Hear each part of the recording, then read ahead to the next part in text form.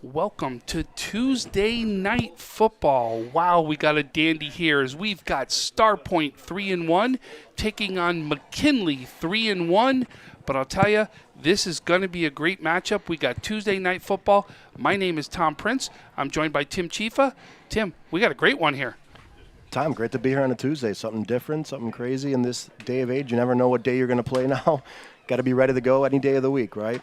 And, on paper, these teams we talked about, these teams really mirror each other on paper. Both teams coming in 3-1, both their losses to Grand Island, and both have victories over Kenmore East and Hutch Tech. So really on paper, very, very similar teams and a huge game for playoff indications here.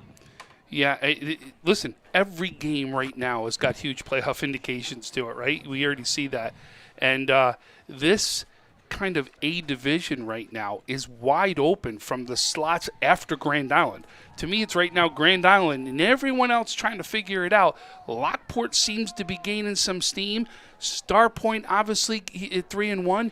McKinley at 3-1. Ken West in the mix right there.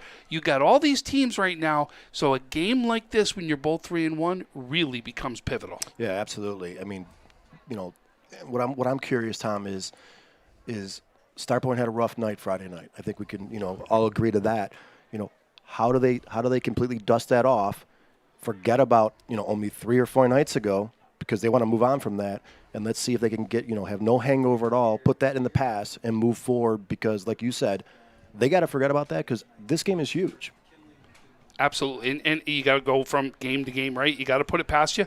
Look at the positive. What positive can we take out of that game, right? And how do we move forward? How do we learn from it? How do we get better? Those are all the things that they're going to look at right now. So, let's absolutely see what happens right here. But really, to me, you're going to see almost 2 different styles here, Tim, right? I think you're going to see McKinley, who's going to try to run the ball more, right? McKinley is absolutely led right now by their quarterback, Azari. And then you've got, right now, he's also the second leading rusher that's out there. With Tyron Hughes is going to be their main rusher. And then they've got a receiver, 6'6", Kevin Borden, who, watch out, they're going to throw the ball as he's their top receiver so far this year. Yeah, that'd be a fun weapon to have, that's for sure. But like you said, it seems like it's 2 different styles. You look at Starpoint, they're led by Carson Marcus, who already has 10 touchdown passes this season. So they like to put the ball in the air. So you're going to see 2 different styles and see what holds up here on a fairly decent Tuesday night as far as weather. So I don't think that's going to be a big factor. It doesn't seem very windy right now. So I'm looking forward to see who's going to light it up. Yeah, and again, and then from the Starpoint perspective, right? We'll see them throw the ball. You're going to see Carson Marcus as their leading passer, 564 yards passing on the year, 10 touchdowns. But here is something also to look at is he can run the ball. So he'll also be one of their top runners there.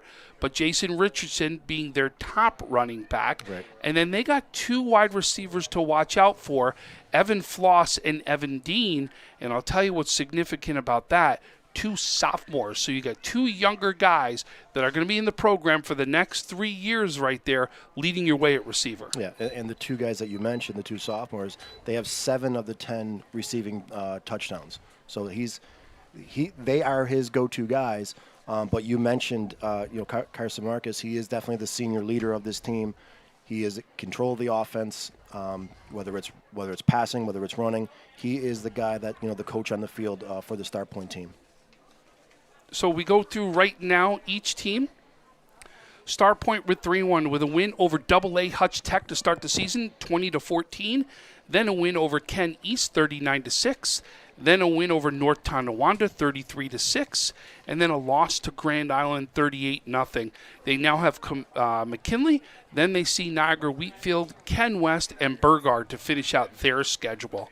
McKinley wins their first game against AA Niagara Falls, 14-0. Then loses to Grand Island, 36-8. Then also takes on AA Hutch Tech, wins 16-0. And then wins a very tight one with Kenmore East, 30-28. now has Starpoint. We'll see Sweet Home next, then North Tonawanda and Niagara-Wheatfield, with that Sweet Home matchup being a real big one right there. Yeah, and if you look at the schedule, the dates of the schedules too, because of this game on Tuesday, I mean, they're playing the 1st, the 5th, the 9th, and all huge games. So I'm curious to see, what's the strategy for the coaches. How often do you practice? How often do you rest? How often do you, as a game film? It's definitely different. It's not your normal. We play on Friday and then we don't play again until Friday or Saturday. So we have Monday film. This is different, and you can't take your foot off the gas at all, because every single game is playoff indications now. Yeah, it really is. And to be honest with you, for some of these divisions, it's been almost every single week. Yep. It's been like that, right? You really can look at it as not only we talking about the A being so strong as it is, right? How about the A South? Right. Another one, which is just like there. But you're in each one, North and South, we're both seeing that it's about 6 teams in each division that are competing for 4 spots. Yeah, and it really. It's anybody's for the taking too, I mean, it really is an any given Sunday situation where these teams are just beating up on each other, and it's survival of the fittest at this point. Yeah, but that's what it's going to take, right? It's going to take you to win these games in conference right now to really get yourself to the playoffs right there. Yeah, absolutely. And it get to the playoffs, right? Your 8 teams that are going to represent the A conference are going to be unbelievable matchups right there. Yeah. And we're going to be talking about a very good team that doesn't get there. Right. Right? Yeah. That's what we're really going to be talking about. We're really going to be saying is, wow, can you believe X team didn't get to the playoffs? Yep. And that's why every snap, every quarter, everything is huge from this point on.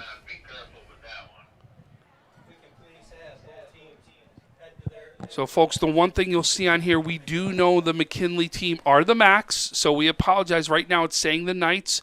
We're trying to get that updated as we speak for you. So please bear with us right now. We do get that right now. They should be the Max, and we're trying to get that updated as we speak. But it looks like we're getting ready to kick things off right here, as we've got a big one. The Starpoint 3-1 hosting the McKinley Max 3-1. We've got a dandy right now, and I'll tell you, it looks like both teams now are heading to their end zones. We've got, looks like just about ready to go. McKinley's going to talk in their end zone. Starpoint's been itching. We've been seeing him almost about 5 minutes right now in their end zone waiting to come out.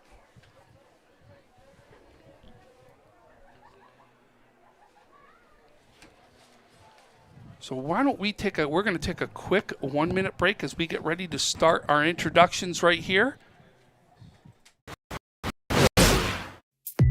When it's time to sell your home, start with a visit to howardhanna.com, ranked the #1 real estate site for sellers. A few clicks will show you the sales price you can expect for your home. We can get you the most money in the quickest amount of time because we know where the local buyers are and how to reach them. So if it's time to sell your home, visit howardhanna.com today, and we'll match you with a local Howard Hanna agent to sell your home fast. I love being home.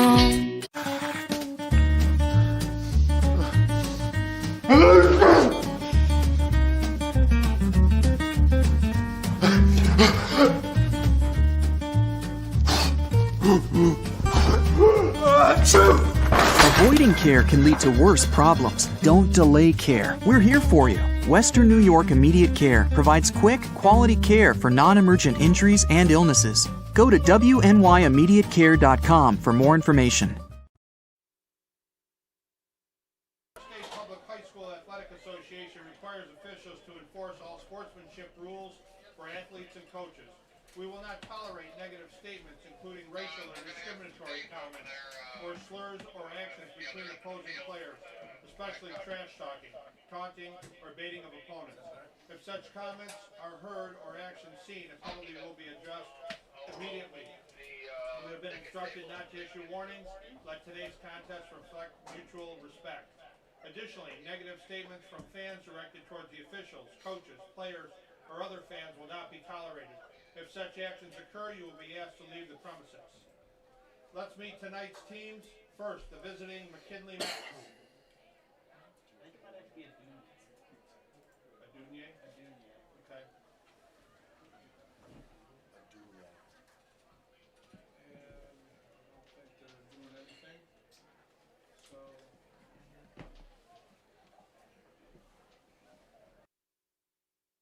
Starpoint Spartans.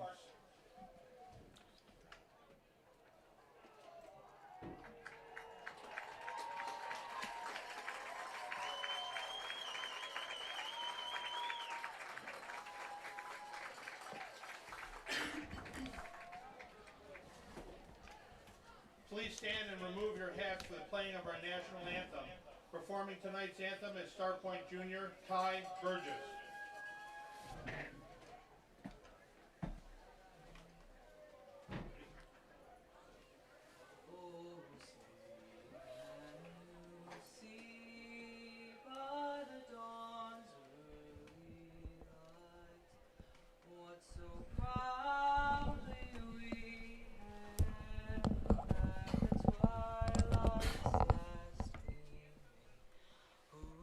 Stripes and bright stars through the perilous fight.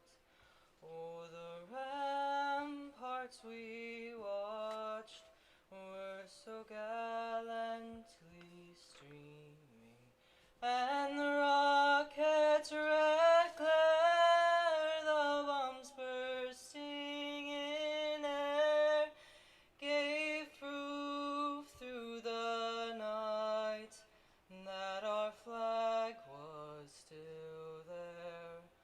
Oh, say does that star-spangled banner yet wave for the land of the free and the home of the brave. Great job.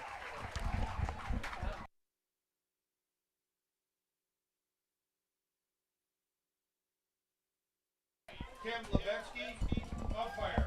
Tony LeCastro, head linesman Edward Bell, line judge David Michael, back judge Joe Porterowski. Thank you and enjoy the game.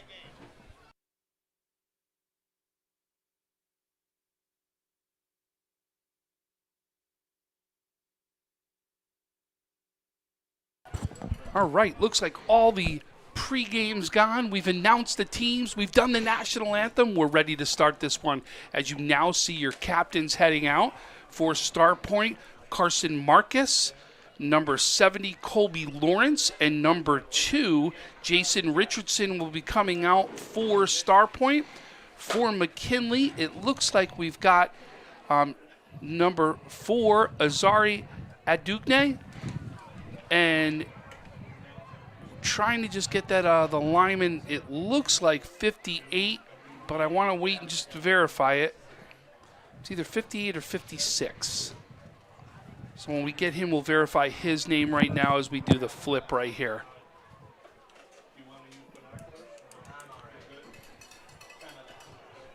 So very important. You would think right now McKinley, what they're thinking is I've got to get off to a fast start right here.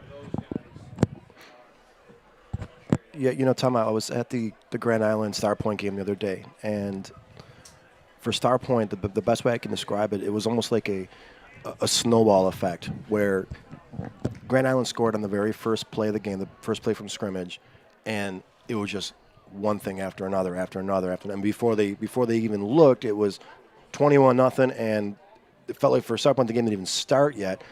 So I'm sure that was an emphasis for Starpoint, the coaching staff, the last couple of days, that it is crucial to get off to a start, because they can't get themselves in that hole again.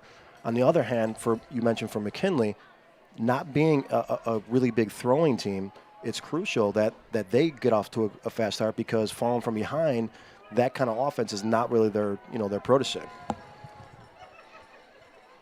So it looks like right now is we're going to see Starpoint's going to come out to receive.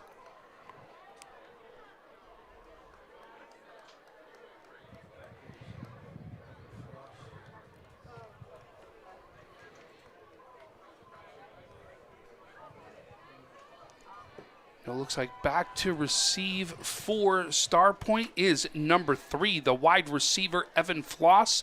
We talked about the sophomore, 6'1", 155-pounder right there.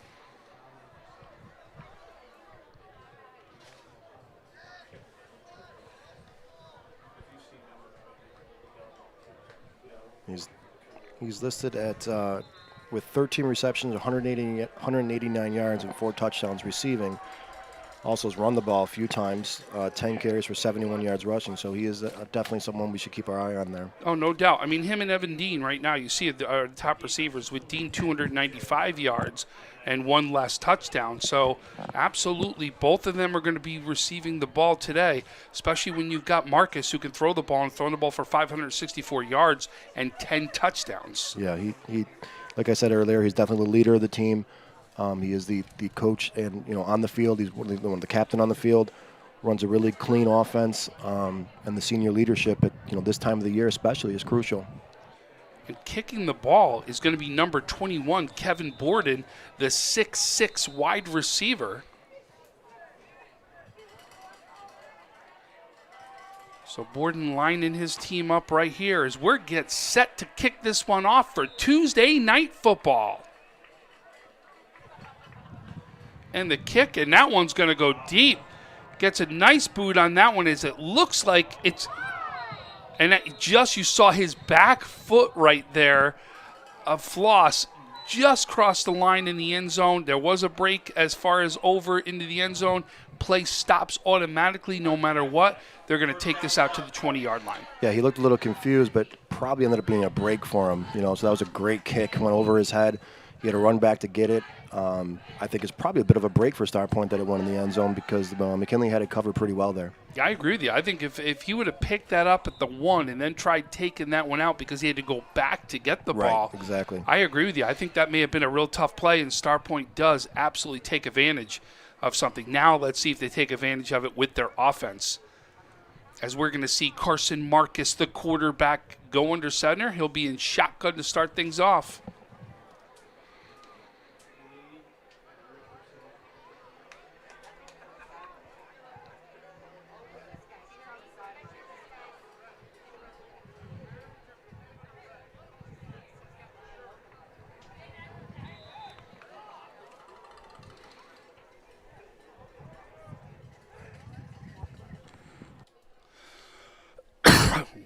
Excuse me. Oh, and that's a great pass right there. 40-yard, 45-yard line from Marcus to Nate Lee right there. Great opening play. It looked like Marcus liked the matchup that he had with the linebacker on Lee. Put it right over his head, led him perfectly, and a great first play for Starpoint here. Nate Lee, the senior wide receiver, comes up with the big first pass right there as we now get set. Stays in the shotgun, running back at either side. It's now a handoff right there to Lee, and he's going to take that one up the middle, it looks like, for possibly 2 yards right there, as we're now going to see a 2nd down and 8 for Starpoint. I think you're going to see a real steady mix for Starpoint. They like to change it up, pass, run, keep the defense on their heels, and keep them guessing.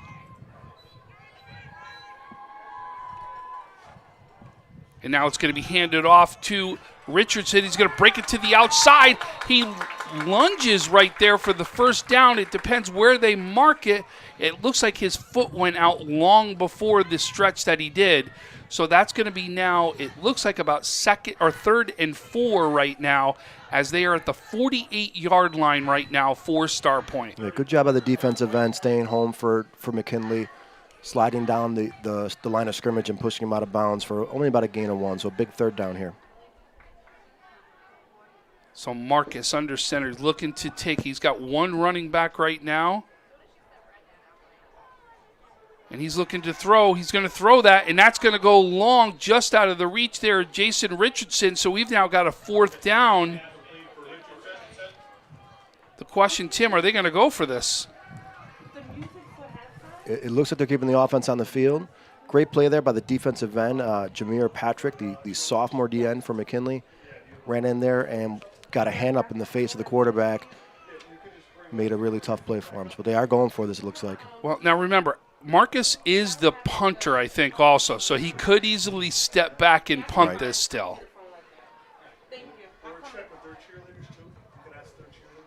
But they're going for it, and he's going to throw, and he finds Richardson right up the middle right there. Gets down to the 39-yard line. Wow, that's a big fourth down play as you were in your own territory. Yep. He comes up big, Rao. Marcus shows his veteran leadership right there as a senior on fourth down. That's correct, and that is the coaching staff having faith and confidence in your senior quarterback that he's going to make the right decision there, and he certainly did there. And this one's going to be a handoff right there to Richardson again. He's looking to bring it to the outside. Looks like he gets back to the line of scrimmage. On the tackle was Atris Kennedy, the senior cornerback, 5'10" he's listed at.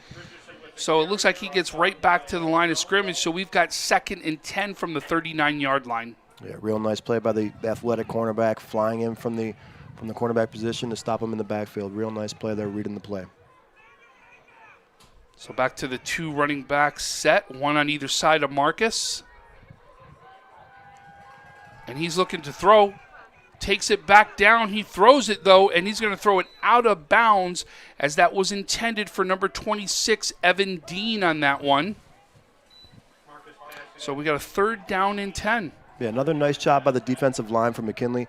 Dean was open on his first cut, but because the defensive line was getting pressure on Marcus, he was unable to see him right away, so he had to step out of the pocket, and by that time, the cornerbacks were already on him. So, again, nice push by the defensive line there. And you would think they're in 4th down territory, right? So we saw him go back at the 48-yard line, so no doubt they'll go for it again. So 2 chances right here. Yeah, get as much as you can now. So Marcus brings it back in, rolls to his right, finds the receiver, number 26, Dean. They say he got in bounds. And that one's going to be caught right at the 21-yard line for Starpoint. That was a highlight reel right there, Tom. That was a fantastic read by the quarterback. Rolled out, got out of the pocket, and an unbelievable catch there. Great job by 26, Evan Dean.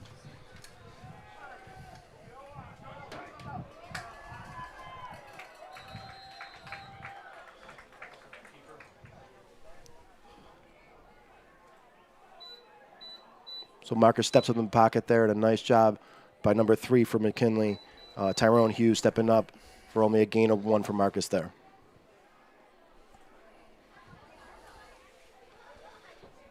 All right, sorry about that. We got you back. Marcus is going to go, and he's going to get taken down right there at the line of scrimmage by number 33, Amari Hawkins for McKinley. And apologize, I tried closing the window here so everybody knows because we've got somebody with bells right in front of it, cowbells. So I was trying to keep the cowbell to a minimum. That's that old... we need more cowbells. Yeah, we need more cowbell, right?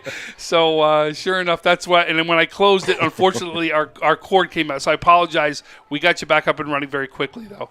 So Marcus is going to be in shotgun right there. 3rd and 10. He's looking to throw. He's going to keep it, takes it down.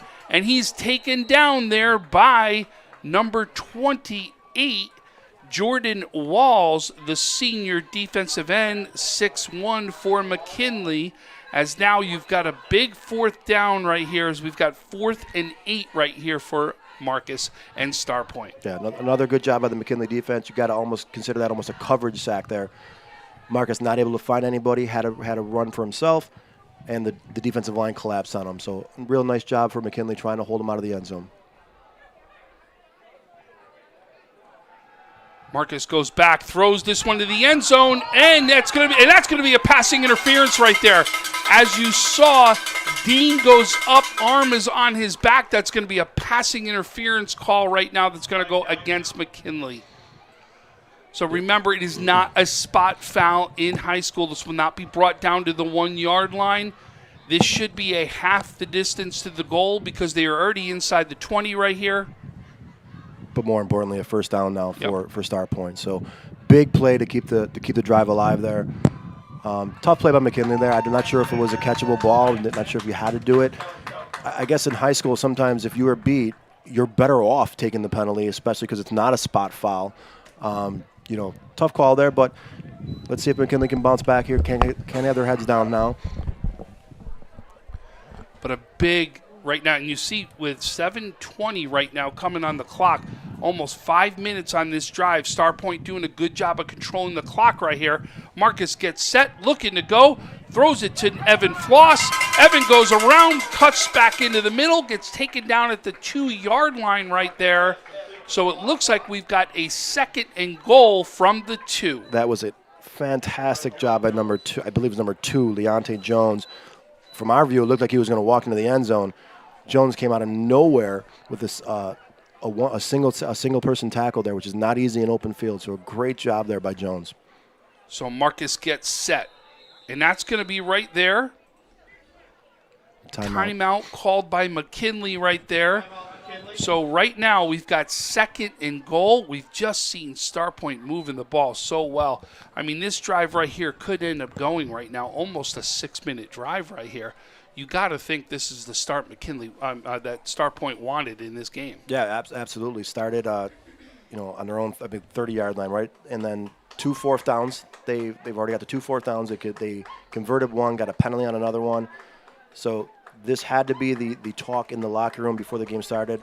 The first quarter is crucial for Starpoint, and so far so good. So now you got to be talking over there, McKinley. Boy, we got to step up big. This is where we've got to win the trench war, right? You got to make sure they can't run this in, and at the same time is that we're not going to give Marcus enough time to throw the ball. Right. Yeah, exactly. It looks like they're in more of a power I set right now, so you tend to run the ball. So let's see if the defensive line can get some pushback here from McKinley. So Marcus gets set. He's under center right now. He's looking to hand this ball to Richardson. Richardson goes up the gut. No, and there's the signal right there. That's a touchdown for number 2, Jason Richardson, the senior right there. Goes right up the middle, and there's a touchdown for Starpoint as now we go for the extra point. Yeah, great hold there by the offensive line. Real nice job. Just a simple dive pattern, simple dive play, right up the gut for 6 points for Starpoint. What an impressive first drive, though, Tom. I mean, just right from the get-go, completing passes, running the ball. That's the start you're looking for Starpoint. And it looks like they're going to go for this, and you're going to see a total different set right here as all the linemen are over to the left. Marcus and his center and one other blocker right now up the middle, 2 wide receivers to the right. Marcus talking to everybody right now. They're going for the 2-point conversion. It's now Height. He's looking right now to his right. Does a good job of evading some of the players, but McKinley's going to end up getting to him right there as they stop the 2-point conversion. It looked like on the tackle, the first one there was number 58 from McKinley, Mateo Chimera. And at no point, the 2-point conversion is no good at this point. So we have a 6-0 lead in favor of Starpoint with 6:38 left inside the first quarter.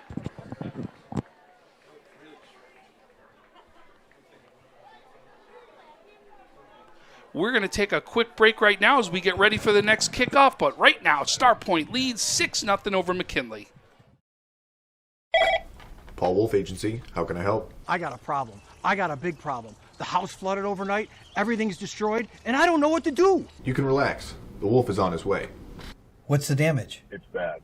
As opposed to good? It's 20 minutes away. I'll be there in 10.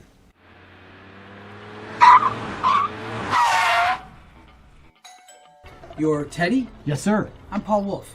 I solve problems. Oh, good, because I got a big one in here. May I come in? Absolutely.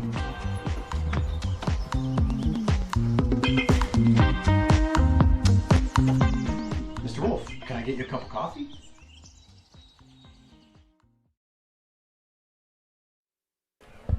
Okay, we are back, and you'll see the first thing that comes back right now is, yes, it's been corrected. We know McKinley are not the Knights. They are the Max. We got it. We apologize for that. They now shows the Max that is correctly. You got that taken care of for you.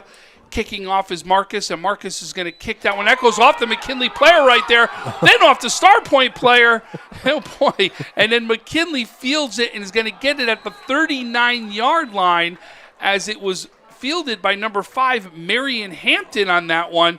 That looked like a pinball machine right there. One goes off the McKinley, then off the Starpoint, back to McKinley. Yeah, that was an interesting one. Off the McKinley chest, off the Starpoint foot. McKinley able to settle down, though, and get the ball back. So let's see what McKinley can do here. Tough first drive for them. But but they got to bounce back. They got to forget about it, and they got to stay in this game. So let's see if they get. I think McKinley's offense is about clock control, so they want to get as many first downs as they can. Obviously, running the football, keeping that high-power offense for Starpoint off the field. So this is right now, that could have been really bad for McKinley to start things off. So they get the break and get the ball back. Now let's see what they can do with it. Aduagne right now is under center.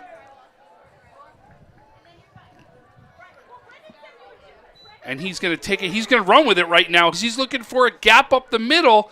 Gets about 3 on this one before he's taken down there by number 45 from Starpoint, Derek Neepel. Yeah, nice job there by Ananye, reading the defense, reading the DN there, holding the ball for himself, getting a nice about 5 yards on the first play there. He does a great job, if you saw, waiting for it to develop on that one. Yeah. Did you see that? Really took his time. Didn't just explode. He was trying to find that hole open up for him. Yeah, he's a very patient play and that's not the easiest thing to do. You have these linemen coming right at you. It's not that easy to be patient. So there goes and it's going to be a handoff right there to Hughes. Hughes, though, is going to be a loss of yards right there. It's going to be a loss of 1 as 2 guys on the tackle. It looks like the first one is number 20, Nikar Lewis. And also number 70, Colby Lawrence. Number 70, Colby Lawrence. Yeah, there were definitely 2 guys in on that one. I saw one of them was trying to get the other one, but Colby's the other guy right there in there. So a big third down right here as we've got 3rd and 7 for McKinley. You definitely don't want to go 3 and out after the time clock that we saw Starpoint take up.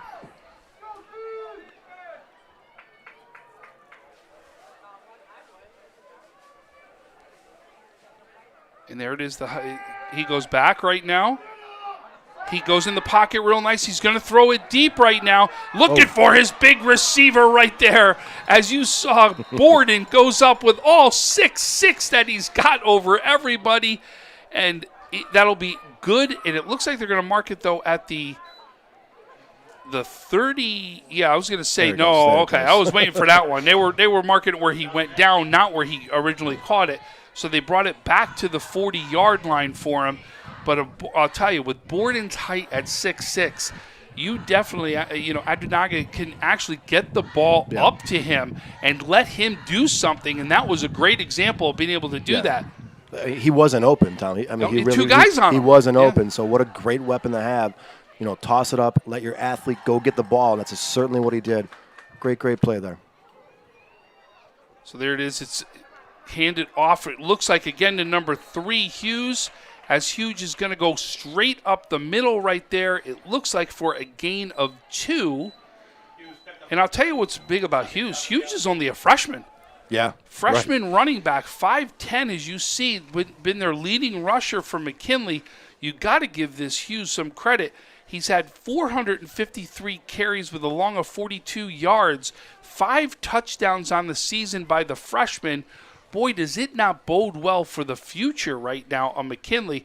There are some big players that we're talking that are making big contributions that are underclassmen on this team. Yeah, absolutely. And another nice play there by the defender for Starpoint. He thought he had the ball for a second. Good job of the freshman holding on to it. Now you saw Starpoint getting through that line. Adunaga breaks it to the outside, tries to go to the outside, gets back, though. Looks like a 2-yard loss right there as we see as we saw Gage LaPlante, the first one to knock him out of bounds right there. Yeah, tough play there by McKinley. That might be one the coach wants to see him throw away once he gets to the outside. No one was open, and you definitely don't want to take a loss. But that's something, the journey will learn as he goes. But you see what McKinley wants to do is they want to get their quarterback, they want to get their athlete, outside the tackles, outside the DNs, and give him an option to pass or run the ball. But even so, I would much rather him even take the 2-yard loss than throw an interception or throw something, get a turnover, right? Now you're going to get 2 shots in Starpoint's territory right here. So here comes the snap. Adunaga goes back. Evades one tackle right there. He's going to throw it up right here, and that's going to be incomplete as it drops short right there. But you can see Abnage right now has been literally running to try to find some openings just so he can pass the ball right now, with the Starpoint defense doing a great job of getting in that backfield. Yeah, a really nice job of the defensive line for Starpoint, basically collapsing the pocket. Nowhere for Adania to be able to even step up. He's going outside, not be able to step it up, which is going to break up the play completely. So he's trying to ad-lib some schoolyard passes here, though. So great job by the Starpoint D-line so far. So 4th down right here for McKinley. He goes back, throws it up the middle. That's going to be intercepted right there by number 8, Luke Davis.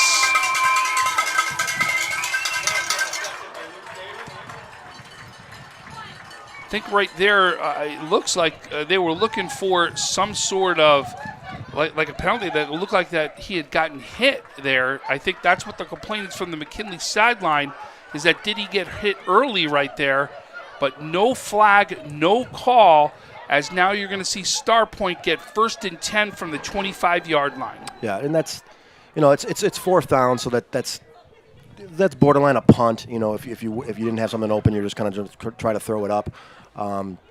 May have hit him a little bit early, but like you said, nothing called there, so that's okay. But that is the one thing that O'Daniel's got to tighten up. That's his 6th interception of the season so far. He's got to be a little more careful with the ball. So Marcus right now in the shotgun, looking to take the snap. He does, steps back, throws it right there to Lee. Lee gets, looks like about 9 yards, is taken down by number 3, Tyrone Hughes on that one, as it looks like it's going to be 2nd down and 1 for Starpoint. Yeah, Tom, I really like the patience of the senior quarterback there. That is the perfect example of giving what the defense is taking what the defense is giving him, right? Checked all of his, checked out was about his 3rd option, checked down to the running back, was wide open. Great job of the senior quarterback. Marcus goes back, stays in the shotgun. He steps up in the pocket, looking to run the ball, and he's going to get the 1st down right there, as he's going to come out at about the 37-yard line, and that's going to be a 1st down right there for Starpoint. Another great job by Marcus.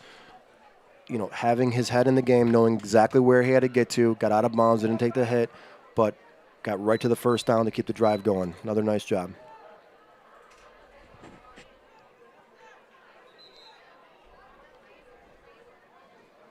So it looks like an official timeout as we see the McKinley player tying his shoes right there.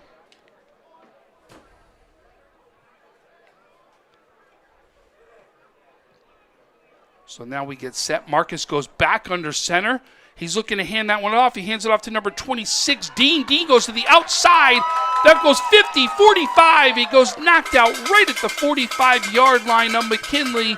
As you can see him break it right to the outside. And Starpoint right now looks like they can't do anything wrong. Yeah, I really like the offensive play calls for Starpoint. Changing it up, keeping McKinley on their heels, keeping them guessing. A little semi-reverse there. And Dean, able to take it for about 25 yards there. Nice job. And they're going to mark it at the 48-yard line right now. Marcus goes back into the shotgun right here. And he's going to keep it. Looking to go right up the gut right now. Looks like he's going to get 2 yards on that one, as he's going to take it down to the 45-yard line. Just inside the 45-yard line for just shy of 3 yards on that one. It almost looked like he wasn't expecting to keep the ball there, Tom. I think he wanted to give it to the running back, and the running back already took off on him.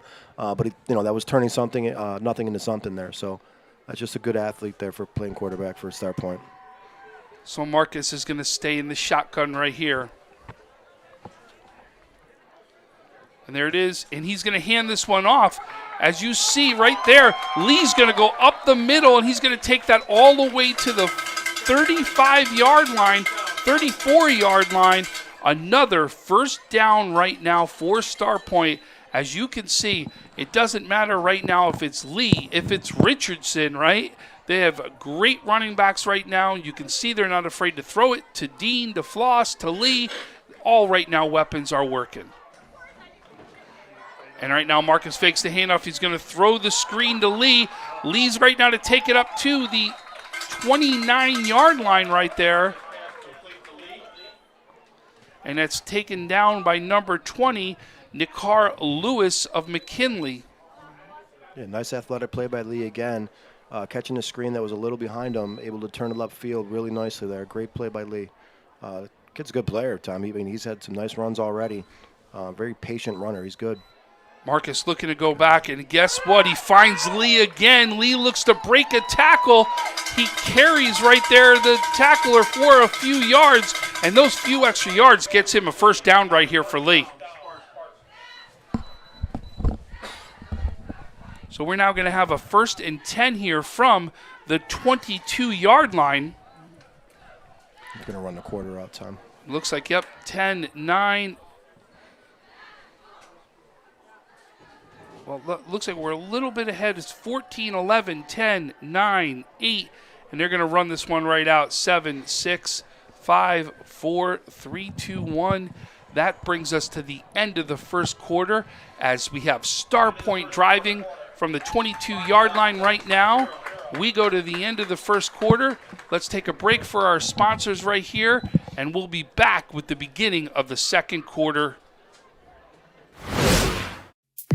When it's time to sell your home, start with a visit to howardhanna.com, ranked the #1 real estate site for sellers. A few clicks will show you the sales price you can expect for your home.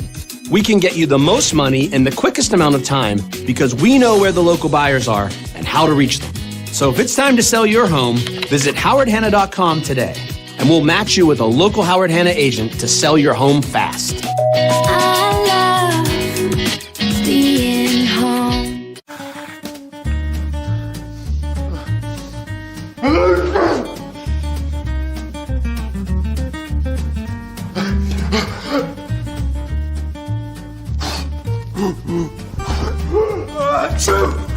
Avoiding care can lead to worse problems. Don't delay care. We're here for you. Western New York Immediate Care provides quick, quality care for non-emergent injuries and illnesses. Go to wnyimmediatecare.com for more information. So we are back right here with the beginning of the second quarter. As you see, Starpoint with the ball. They are taking over, or they're taking over the second quarter right at their 22-yard line. Marcus takes the snap. He's looking to throw. He gets that one off to Floss as Floss goes up, right up from where the catch was. It takes it up to the 8-yard line right there. And you can see that's another first down, as it's going to be 1st and goal for Starpoint. You know, Tom, I don't think if you're the Starpoint coaching staff, you could have drawn up a more perfect first half, or first quarter, I apologize. But I love the way they get everybody involved. I mean, they are just spreading the ball around between the running backs, the receivers, the quarterback running it. Great first offensive performance so far by Starpoint. So Marcus is going to take the snap. He's looking to throw. He gets that one off right there to Dean. Dean's going to step up. It looks like it's still going to be a yard loss on that one. So it'll be Starpoint right now, 2nd and 11, or 2nd and goal, 11 yards to the goal. And nice job by number 20, Lewis, the junior cornerback, stepping up and making a solo tackle there. Marcus gets a snap. He's looking to throw, and that goes just out of the reach right there of number 8, Luke Davis. So you can see already he's gone to Richardson, to Floss, to Lee, to Davis, to Dean, right? He is not afraid to throw the ball to any of his receivers out there. So third down there, Tom, I didn't see any kickers warming up for Starpoint, so I would assume it's 4-down territory. So and they went for the 2-point conversion yeah. too. So yep, I think you're right on that one. So Marcus is going to get set. He looks to throw. He gets that one off to Floss. Floss is going to make the catch, taken down. It looks like he's going to get back to the original line of scrimmage right there, which is the 8-yard line. So it'll be 4th and goal from the 8-yard line. McKinley right now looking to make a big stop right here and make sure that they stay within one score opportunity. Yeah. McKinley has a chance to get the momentum back in their favor right here with a stop here. So huge play here for McKinley. Marcus gets set. He takes the snap. He's looking to go deep, and it's a catch. That's going to be a touchdown right there. Back to Nate Lee, as Lee has been right now huge in this game. Another great senior quarterback. Getting almost. I think that's what the first play of the game was. The same play there. Getting the running back from the backfield, putting it right over the defender's head, where only his receiver can catch it. And can't say enough about Nate Lee so far. Great play, great first half for Nate Lee so far. It's a second big catch for Starpoint right on the sideline too, right, where we had to wait to see what the call was going to be. But they are kicking the extra point as, guess what? The guy who's done everything but sell popcorn right now in the first half, Marcus looking to kick the extra point right here. And that's going to be no good, just underneath the crossbar right there. So that is no good, as now Starpoint leads 12-0 over McKinley. So right now, 10-19 left inside the first half. The other thing that, Tim, that I believe that Starpoint has done really well is time of possession. Yeah, and keeping McKinley off the field, the offense off the field the whole time, which is the complete opposite of what McKinley wants. If you are a running team mostly, time of possession is huge for you. You have to control the clock. You have to stay on the field. And Starpoint has been doing a great job of offensively going down the entire length of the field almost for both drives. I mean, I think both drives were 70 and 80 yards. So, I mean, you just don't see that too much in high school. So great job by the offense. If you're McKinley now, you got to regroup. You can't let this get away, because another score, you're going to be in some trouble. So this is a crucial drive for McKinley to not only put some points on the board, but you got to keep that offense for Starpoint off the field for a little bit. But I will say this. I say it every time. Special teams comes into play every game at one point. 2 missed conversions right here good point. is big. And does that come back at all in this game at one point, especially if McKinley finds its way? Right. If McKinley gets back in the game, it'll definitely come into play. So great point there. So we're going to see right now Marcus is going to get set, and he's doing it again as he's kicking this one off. Kicks it, and that's going to be a pooch kick right there as it's taken down by number 8, and he's going to take it right there at the 28-yard line.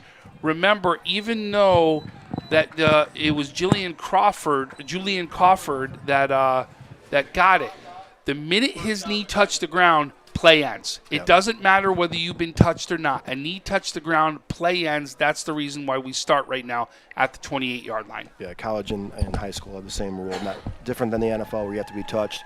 As soon as your knee touches the ground, you have possession of the ball, the play is over. So it'll be 1st and 10 from the 28-yard line, and you'll see McKinley now look to take over.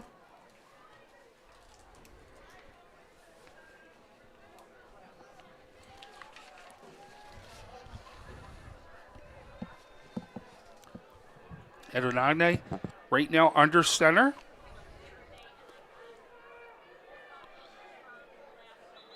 And that's going to be a delay of game right there that we're going to hear called. Yeah, that's got to be a frustrating call. That's got to be frustrating for the McKinley coaching staff. That can happen the first play off a kickoff. Your offense has to be ready to get out there, and to not have your running back ready. He came on the field late.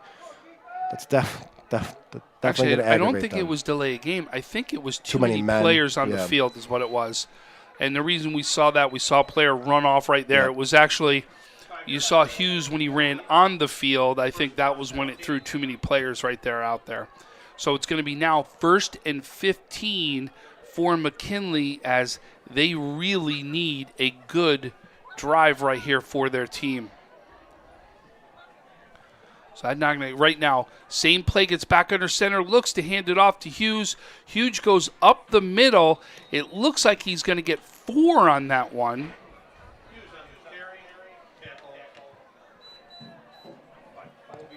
Yeah, I like this Kobe Lawrence, the defensive tackle for Starpoint, Tom. He's been pushing the offensive line back almost every play, in on a lot of tackles. Really affecting the run game quite a bit, making it tough for the McKinley offense to get going. Sadanaga right now, get back under center, looking to take the snap.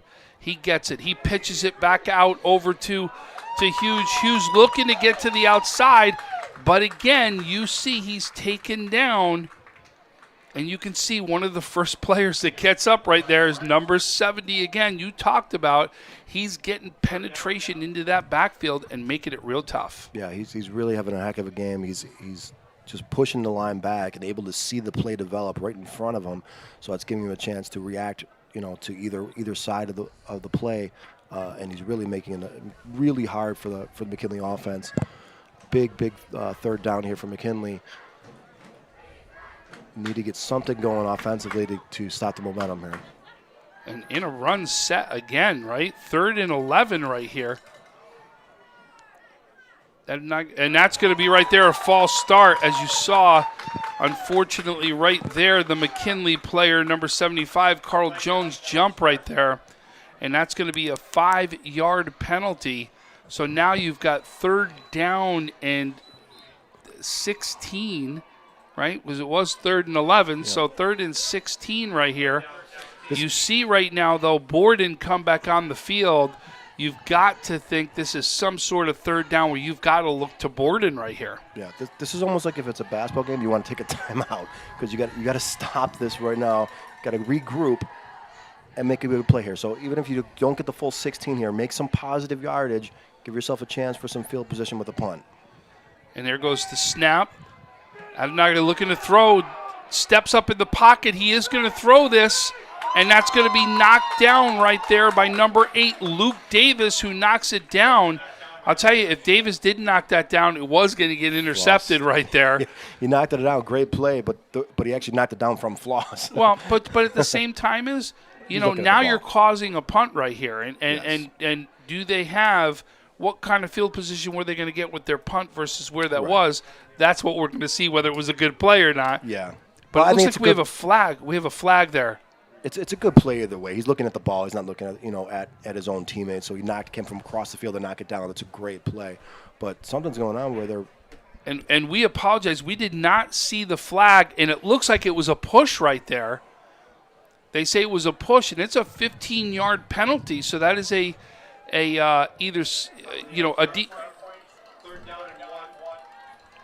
So that's either a passing interference penalty right there. You saw the ref alleviate that it was a push right there. A pass interference should be an automatic first down, even though it's not. 16. It's not, but it's not supposed to be. It's supposed to be you have to get the yardage for it. It's not automatic in high school. So here it is, and they were right on the edge right there of where it was. Remember we said it was 15, 16. So they got it because of the yardage, not because of the PI? Because it's a 15-yard penalty is what it is. But they are going to give them the first down, so obviously the yardage. Remember, we were a little unsure about 15, where they placed it right there. So I apologize. I stand corrected. I thought it was an automatic first down. Yeah, it's not like the pros or anybody else. It's just the yardage, and if it gets you the first down, then you can go ahead and do that. So it looks like we're going to get a 1st and 10 right there. McKinley gets a huge break right now. And they're going to take over from the 37-yard line right now is where they're going to take over. That's a huge play for McKinley. I mean, they're about to give the ball back, already down 12-0. So they got to take advantage of this. Got to eat up some clock, but they got to move the ball forward and get some points on the board. So that's a huge break. Let's see if they can take advantage of it. Adnagi right now is going to go under center right here. They're switching out linemen. As you see right now, it looks like that's Jahil Hunter right now is going to enter the game, number 79. And there's going to be, now they're running off. So it's a timeout right now. It looked like the ref called timeout. Yeah, definitely some confusion on McKinley's side right now. And now number 50, Jaden Sander, now comes into the game. McKinley's now going to get set. We have the snap. It's a fumbled snap right now. But Adnage somehow gets it up and is going to pick it up and break to the outside and does a fantastic job of turning out something. He's going to go out at the 40-yard line. Tim, as you said, it's a horse collar penalty, and you're going to add 15 yards on top of this one. And, boy, what looked like was going to be a bad play for McKinley turns out into an incredibly positive play. That is the advantage of having a superior athlete at quarterback, and that was Aldania right there, all by himself, picking up the fumble and turning what could have been a disaster into not only a huge run, but then getting a penalty on top of it, and now you're in the red zone essentially. Right now, 2 big penalties right now in favor of McKinley that could really extend this drive and help them get some points. Right, and completely change the momentum of this game so far, Tom. I mean, if that first penalty doesn't happen, Starpoint has the ball back. Now you're in there, on their 25-yard line with a chance to go to make it a one-score game. And right now that play goes right up the middle, back up to the, it looks like to the line of scrimmage. Maybe, no, they're going to go right to the line of scrimmage for this one. So 2nd down and 10. And boy, they've done this so far. As you see, it's been Adjanagne and Hughes right now have been big right now in this drive. They haven't even gone to Borden yet. You got to start thinking as he could really be a threat in the red zone of just going up to him for something. Yeah, and it looks like they're, they have him wide out now. I wouldn't be shocked if not this play, the next one, they're going to throw it up and give him a chance to make a play. And there it is. He's rolling to the outside. He's looking to go deep, and he goes up right now. And that's going to be knocked down, and it's knocked down by number 3, Evan Floss. A little too deep there for Borden, but that's exactly what they were looking to do, is throw that one up. Yeah, I mean, it was almost set up like a Hail Mary pass. I don't know if I love the actual execution of that. I love the idea of giving that kid a chance, but I'd have him run to the end zone completely and then throw it up. But just like we said, this kid is huge. You got, what a weapon to have. Give him a chance to make plays, and I like the idea. Just didn't really love the way they set that one up, though. But that's not the last time they're going to go to that for sure. Oh, no. I was actually wondering if they did it more when they were down on the 15, the 10-yard line. Something over in the corners, what I was thinking of with him. So 3rd down and 10 right now. Here goes the snap. Adnagwe rolls out. He's going to throw this one, but this one's to number 24, Jameer Patrick. And Patrick gets taken out right at the yard marker. As the yard marker gets knocked down, let's see where they mark this. This is right at the marker right here. And they're going to give him the first down right there. Yeah, really nice job of the sophomore, Patrick, knowing where the first down marker was, making his cut right there. And another great pass by Adonye. As soon as Patrick made the cut, the ball was released. That's what you have to do, and a great job there by the junior quarterback and the sophomore running back out there for playing receiver that time. So 1st down and 10 from the 18-yard line. Adnagwe right now comes up to the line, takes the snap. He's under center. He hands that off to Leonte Jones, and Jones takes it to the outside, and he's going to gain, it looks like, 2 on this one. Yeah, very long, too. That was a side-by-side run, trying to turn into some positive yards. Looks like we have an injured player on the field, Tom. So it's going to be a timeout called as they tend to that injured player. Why don't we take a quick break while they look at that player, and we'll come back for the final part here of the first half. Paul Wolf Agency, how can I help? I got a problem. I got a big problem. The house flooded overnight, everything's destroyed, and I don't know what to do. You can relax. The wolf is on his way. What's the damage? It's bad. As opposed to good? It's 20 minutes away. I'll be there in 10.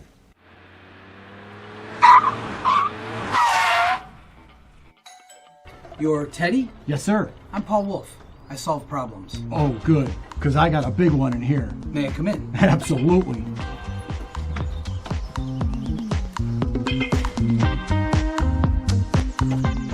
Mr. Wolf, can I get you a cup of coffee?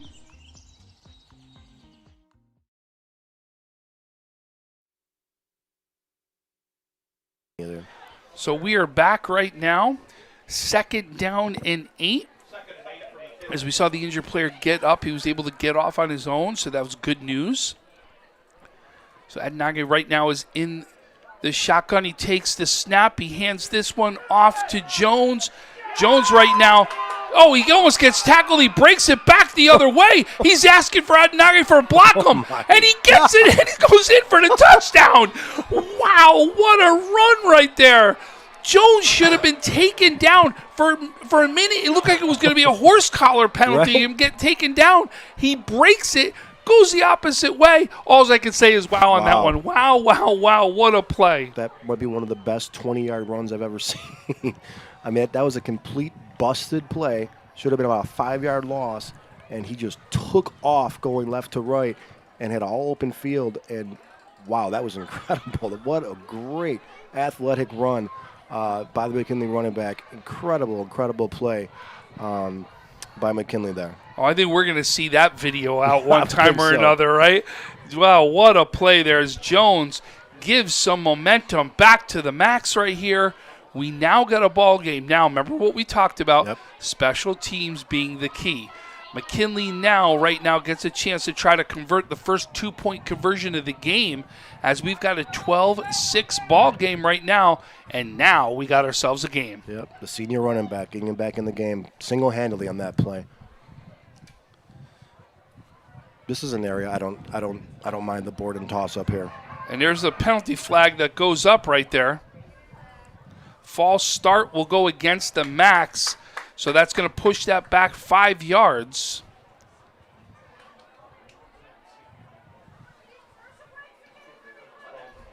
Now, this was that zone I was telling you about.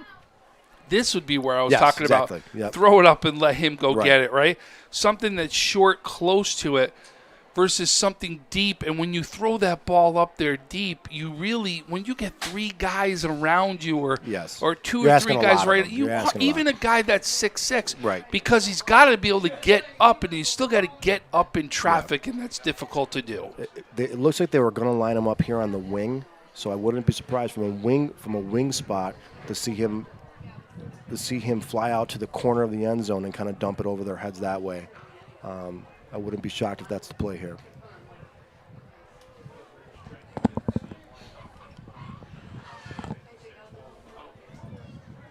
The refs are still talking about the play too. That now, like they haven't moved. Yeah, they didn't. They move him haven't back. moved or anything yet. So he's picking the flag up. They're picking the flag up right now. So no penalty right now against McKinley as they talk that one over and pick it up. So definitely, and it looks like right now you're going to see the refs come over to talk to Coach Racy right here as they're going to explain to him the reason for the call. But, boy, and you can just see is, you know, I hate to say it, but when there's that much time that elapsed, all it's doing is giving everybody a chance to get a little bit riled up. We were at a game the other day, Salamanca and Fredonia, where Fredonia went down to Salamanca. We had 31 flags thrown in the game. Jeez. So, and it was the first game I'd ever seen the PA announcer. game. The PA announcer got thrown out of the game. What? Because he actually said over the PA, he said, and here's another flag. You know, like he said it sarcastically, and the ref threw the PA guy out of the game. But it never fails as you have a lapse like this. What it does is it does generate a lot of noise into the crowd right there. So now, as we tell our little story, it looks like we're ready to go for the 2-point conversion. And here we go. It's going to be a handoff right there.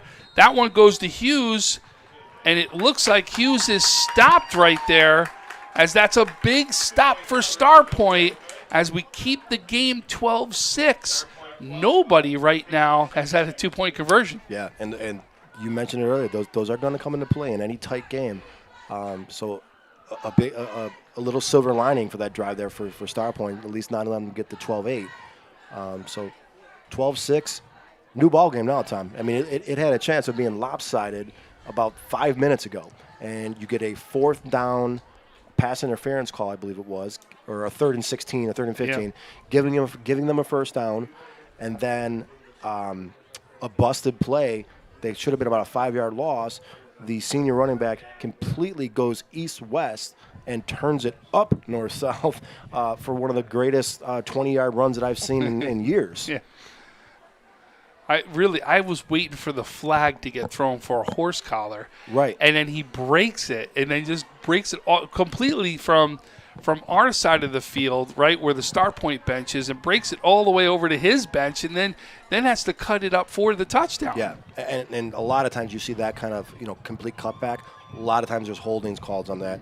Great job by McKinley, at least giving him a chance to get in there, not making not getting a penalty for holding. And boy, he better give his quarterback some credit as that one, as he pointed, Blocked and him, that right? quarterback comes up and does a great block. Adnage right now came up and has a huge block right now to get his running back Jones into the end zone. That's not something quarterbacks love doing. Nope. I can guarantee that. But that's a team player right there, I'll tell you that. So here we go. Here's the kickoff. And that one's going to go deep, and that's going to be fielded there right now by Floss. Floss takes it up, looking to break it out to the outside. They'll get stopped right there, and it looks like that was a big open field tackle by number 28, Jordan Walls. So let's see what happens here. Let's see if McKinley, can build from the momentum of getting that nice drive, nice touchdown. They kept the Starpoint offense on the sideline for a long time. So let's see if Starpoint's going to bounce back to like they did the first 2 drives and control the field, control the line of scrimmage. Or let's see if McKinley can step up now and get that huge stop that they need before the end of the half. So 5:17 left in the half. Folks, stick with us at halftime. We are going to talk to both coaches at halftime. First, we will talk to Coach Davis as right when halftime ends. And then with 3 minutes left in halftime, we're going to talk to Coach Racy, and that's right now to play. As you see, Marcus step up in the pocket, takes it up for it looks like a yard right there, as it'll be at the 31-yard line is where it's going to get marked for Starpoint for a 2nd down and 9. But to finish that off, so you'll see is right at halftime is Coach Davis and McKinley. 3 minutes left on the clock. We're going to talk to Coach Racy at Starpoint, and then in the middle, Tim and I will both be doing a quick halftime show, and we'll get you all caught up in everything that's going on. So 2nd down, here we go. Marcus goes back. He throws this one up, and that's a great catch there by Floss as he's looking to take it up past the 50, and he's fighting for extra yards as he gets to the 45-yard line. But here we go. Another great throw from Marcus to Floss, and you've got 1st down on the 45-yard line. Yeah, and a really nice job of the sophomore receiver to finding the pocket, finding the hole right behind the defenders where the senior quarterback was able to get it over their heads. Great route run there and a great throw. Looks like we're going to get a timeout called here for McKinley right here. So timeout McKinley. As they take a timeout, we're going to take a timeout, and we'll be back shortly with 4:16 left inside the first half. We've got Starpoint leading McKinley 12-6. When you're ready to buy a home, start with a visit to howardhanna.com. You can find new listings before they appear anywhere else and refine your search for immediate notifications of similar properties. Plus, get pre-qualified to make your offers stronger and connect with a local Howard Hanna agent who knows your area and how to close the deal. So when you're ready to buy, visit howardhanna.com and find your home fast. I love being home. So we are back right now for the end of the first half right here, as it is 12-6. Starpoint leads over McKinley with 4:16 left inside this half.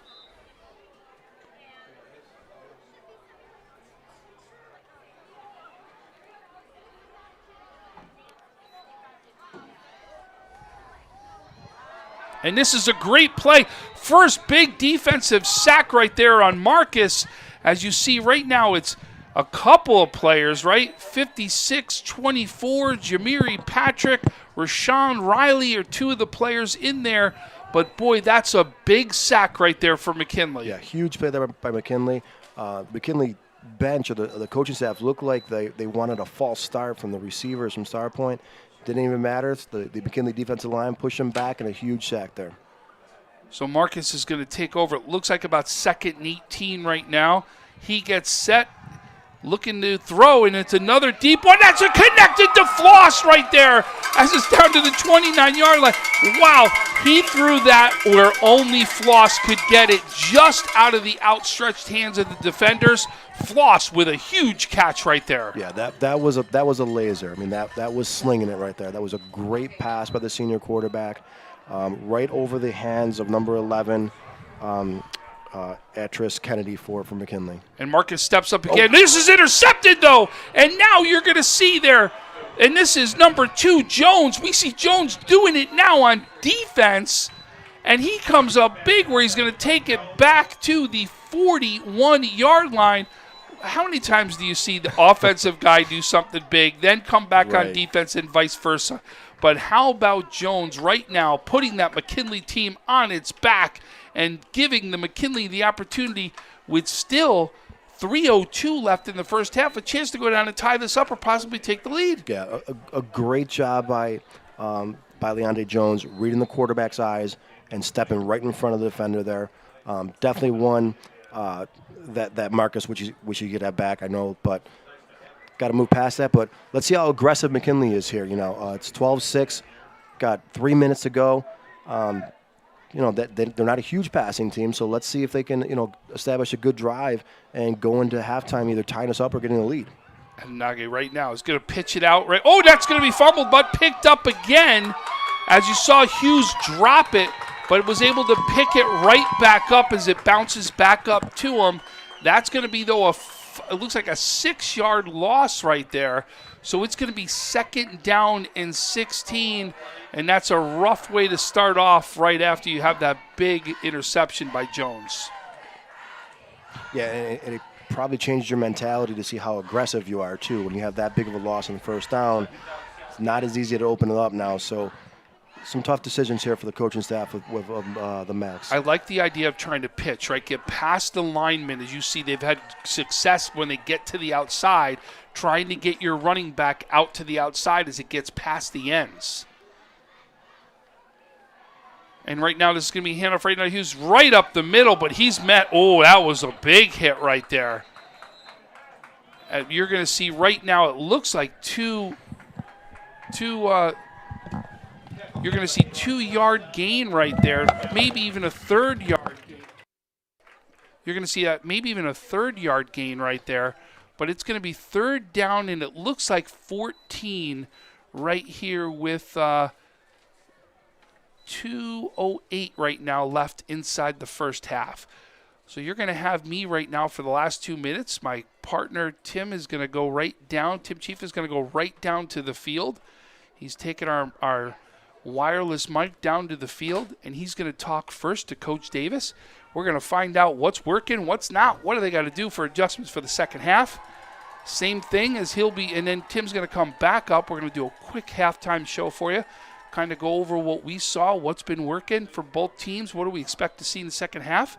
And then you'll also see just before the end of halftime when they put extra time on the clock, as you see the teams come out and loosen up, that's when we're going to get a chance to talk to Coach Racy. So we got a big halftime for you right here. But right now we still got a great 2 minutes left here as McKinley looking to drive, but you've got a long 3rd down right here. So we've got a 3rd down and 14. Adenage right now in the shotgun. He takes it. He fakes the handoff. He's looking to throw. It looks like he throws it right there to Burt. Burt right now trying to break it to the outside. He doesn't even get back to the line of scrimmage, but there is a flag on the play, and the flag looks like it's going to be going against McKinley as you saw the ref turn around to Coach Racy, ask him if he was going to decline the penalty, and I'm pretty sure you'll see the decline of penalty right here, and we're going to go to a 4th down. And it will be a loss of about another 4 yards right here.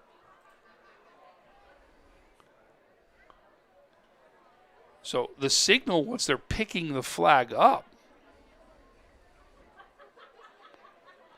or one flag got picked up. One flag is still down. So we saw the one ref signal that he picked up his flag, but we still have a flag down.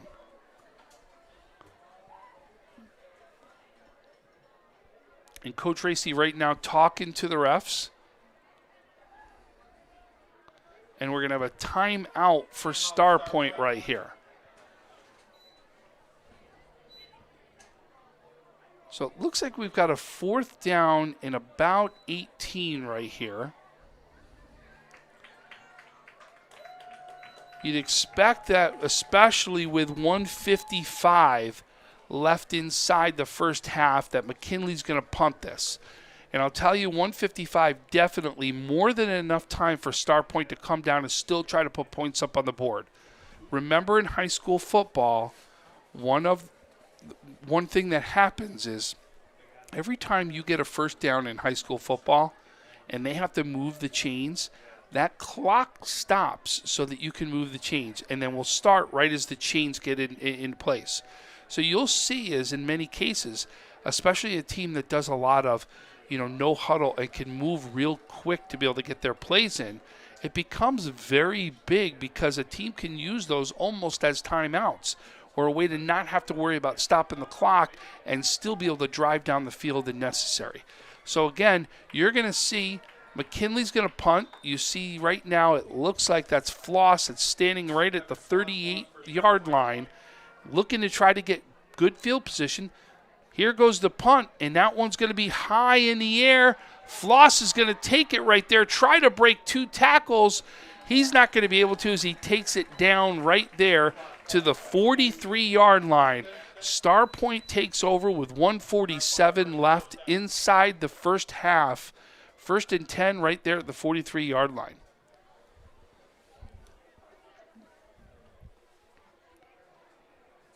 But boy, what a game. We told you early on, no doubt we expected a big game between the 3-1 Max and the 3-1 Spartans. Both teams definitely have been tested. Both teams, we knew this was a big game for each of them as they are in a very competitive right now A North Conference. And you can see we've got a player right now hurt on the field. We're going to wait as they attend to. But we talked about a very competitive A conference right now where this game really becomes pivotal to who could go along in the playoffs. I talked a lot about this earlier. You've got right now multiple teams competing for those 4 spots. Right now, like I said, and that was a big injury right there. That was Leonte Jones who gets up, and Jones has right now probably been our player of the game for McKinley so far. Gets off. It looks like he's okay. He runs off on his own, so let's hope he's okay and he's going to get a chance to come back, maybe just be able to get attended to for the halftime right there. So it's going to be 1st and 10 Starpoint, but I was saying a very competitive A North. That I really expect that a game like this could either really plant a team into the playoffs or take you out, because these games are right now the most pivotal games when you go head-to-head against teams of those top-tier teams that are competing for those spots. Well, Marcus goes back. He's looking to throw. He's got his receiver right there as Dean gates it down. 10, 9, 8, touchdown. One play right there as Starpoint comes back and really does a great job of putting points back up on the board. It looked like there McKinley was going to take advantage of a turnover. Instead, Starpoint stops him and turns around, and you saw right there a 57-yard pass play to Dean. And there we go as Starpoint lets to go back up by 2 scores. The question now will be, can they finally put an extra point or a 2-point conversion on the board, as neither team has been able to so far? Marcus is going to go for the 2-point conversion. He's in the shotgun. Gets set. There it goes. He's looking to throw. That one's completed, and that one goes to Lee, and Lee crosses it in the end zone for our first 2-point conversion of the day, as now you see the lead belongs to Starpoint as they lead 20-6 And again, literally 12 seconds come off the clock as Starpoint really does a great job of finding the connection. Marcus to Dean for a touchdown. That was big right there. So now, can McKinley come back and answer right here before halftime? We've got 1:35 left inside this one. Boy, folks, we got a dandy. It's been highlight reels in this one, as that one there was a big play. Marcus to Dean, the run from Jones. We've seen it all day. Both teams have a highlight reel going. Boy, and I'm going to tell you, Marcus, he literally has done just about everything for this team. Punting, kicking, quarterback. He does it all.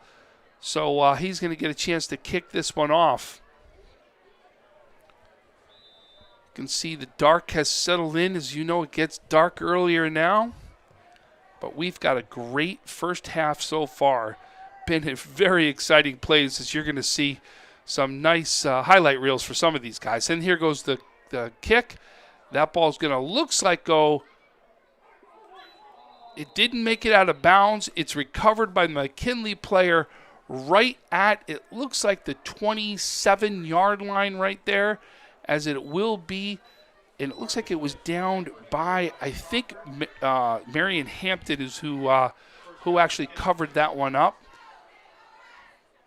And yes, it will be at the 27-yard line, where McKinley now takes over at 1st and 10 with 1:34 left inside the first half.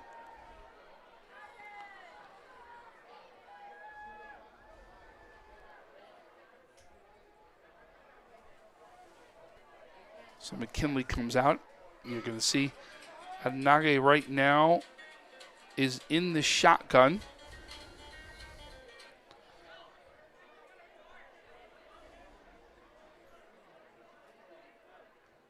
And he takes the snap. He's going to keep it. He's going to try going right up the middle. But there you go. As you see, snuffing this one out was both number 45. I can't see who else was joined in there. So you had a couple guys from Starpoint that came in there. But, boy, a big stop right there. As that's going to be a half-yard gain, maybe a full yard right there.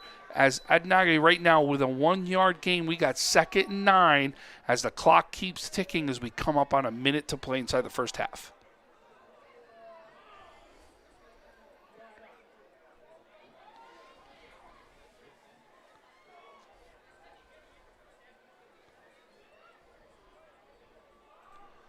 And there it is, and you can see trying to break it to the outside right there is huge.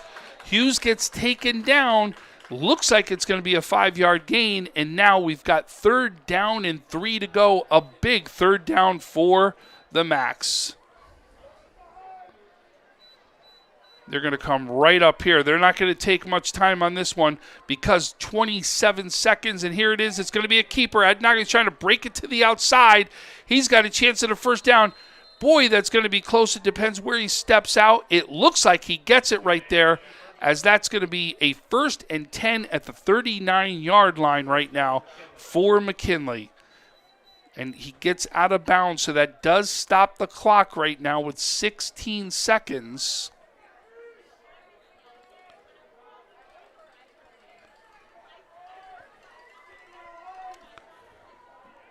So 1st and 10 right now. Trips to the left, 2 to the right. They're in right now, passing down. Adenage right now steps back. He's right now on the run, runs to his right, looking to throw, and that's going to be caught right there by Hughes. And it looks like there's a flag on the play, too. Right where they placed the ball, there's a flag. They're going to talk this one over. And, boy, we got a big one going out tonight in the baseball world. As you know, the rivalry takes place again tonight. The Yankees and the Red Sox go head-to-head tonight for a shot into the playoffs with the wild card tonight. We'll see if we get any updates on that game. We'll try to pass that along, too. Any other games we will try to pass along as we hear what goes on. So this penalty is going to go against McKinley right here.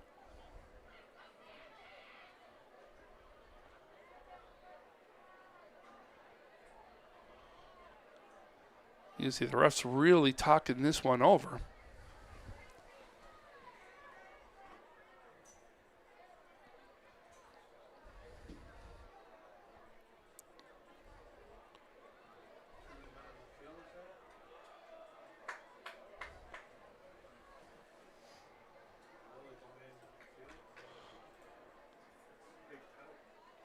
And wow, that was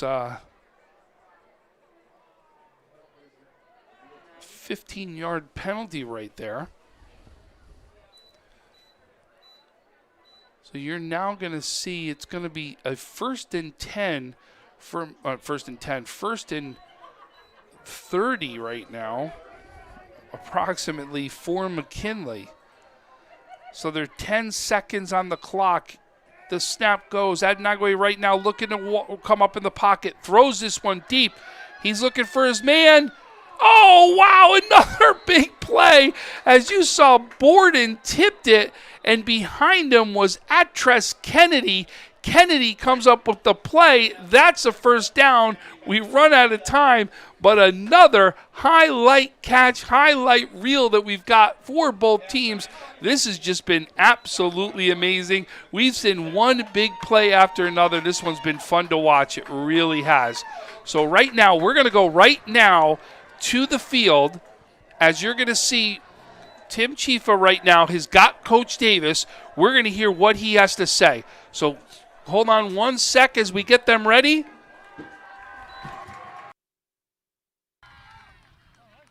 Thanks, Tom. I am here with Coach Brian Davis, the head coach of the McKinley Max. Coach, down 20-6 at half. Still anyone's ball game. What's the message to your team in the halftime? Yeah, we just have to execute. We got to play our game. We just got to eliminate the penalties and the mistakes, and then we should be able to take over from there. Good luck in the second half, Coach.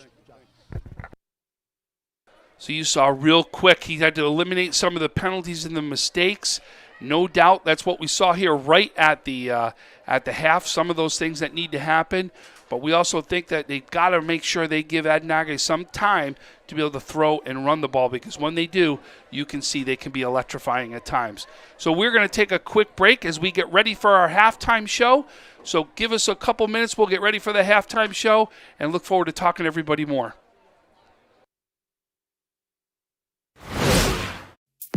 When it's time to sell your home, start with a visit to howardhanna.com, ranked the #1 real estate site for sellers. A few clicks will show you the sales price you can expect for your home. We can get you the most money in the quickest amount of time because we know where the local buyers are and how to reach them. So if it's time to sell your home, visit howardhanna.com today, and we'll match you with a local Howard Hanna agent to sell your home fast.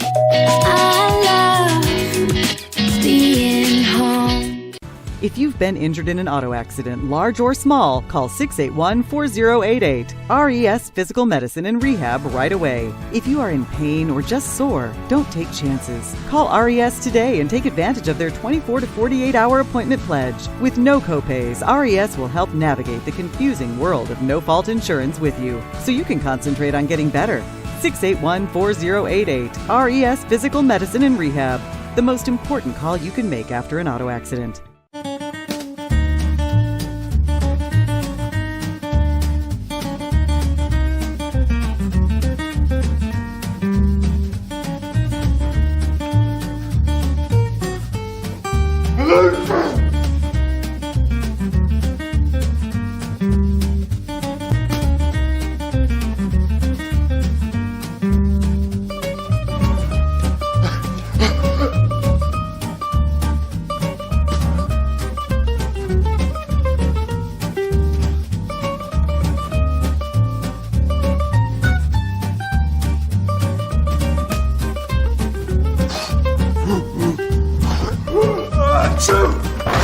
Avoiding care can lead to worse problems. Don't delay care. We're here for you. Western New York Immediate Care provides quick, quality care for non-emergent injuries and illnesses. Go to WNYimmediatecare.com for more information. Does he do car? Forget about it. How about home? Forget about it. Does he get good rates? Forget about it. And you're saying there's no problem too big for this guy? Forget about it.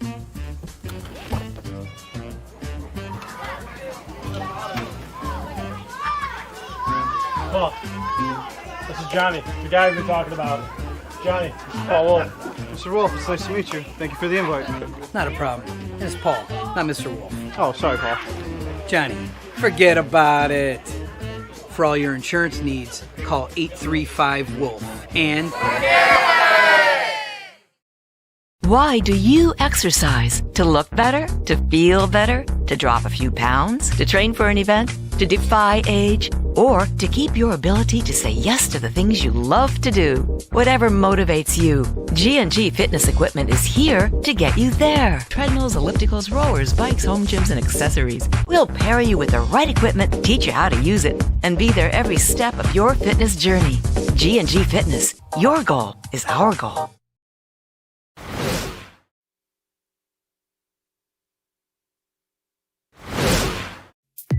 When it's time to sell your home, start with a visit to howardhanna.com, ranked the #1 real estate site for sellers. A few clicks will show you the sales price you can expect for your home. We can get you the most money in the quickest amount of time because we know where the local buyers are and how to reach them. So if it's time to sell your home, visit howardhanna.com today, and we'll match you with a local Howard Hanna agent to sell your home fast. I love being home. If you've been injured in an auto accident, large or small, call 681-4088. RES Physical Medicine and Rehab right away. If you are in pain or just sore, don't take chances. Call RES today and take advantage of their 24 to 48-hour appointment pledge. With no copays, RES will help navigate the confusing world of no-fault insurance with you, so you can concentrate on getting better. 681-4088. RES Physical Medicine and Rehab. The most important call you can make after an auto accident.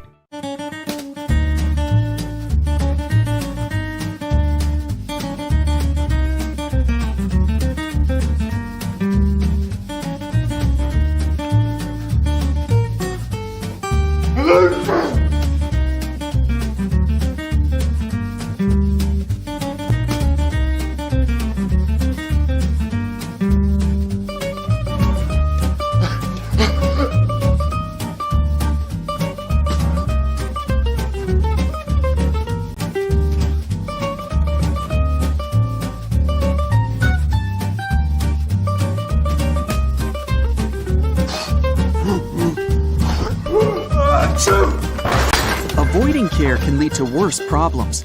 Don't delay care. We're here for you. Western New York Immediate Care provides quick, quality care for non-emergent injuries and illnesses. Go to wnyMmediatecare.com for more information. Does he do car? Forget about it. How about home? Forget about it. Does he get good rates? Forget about it. And you're saying there's no problem too big for this guy? Forget about it.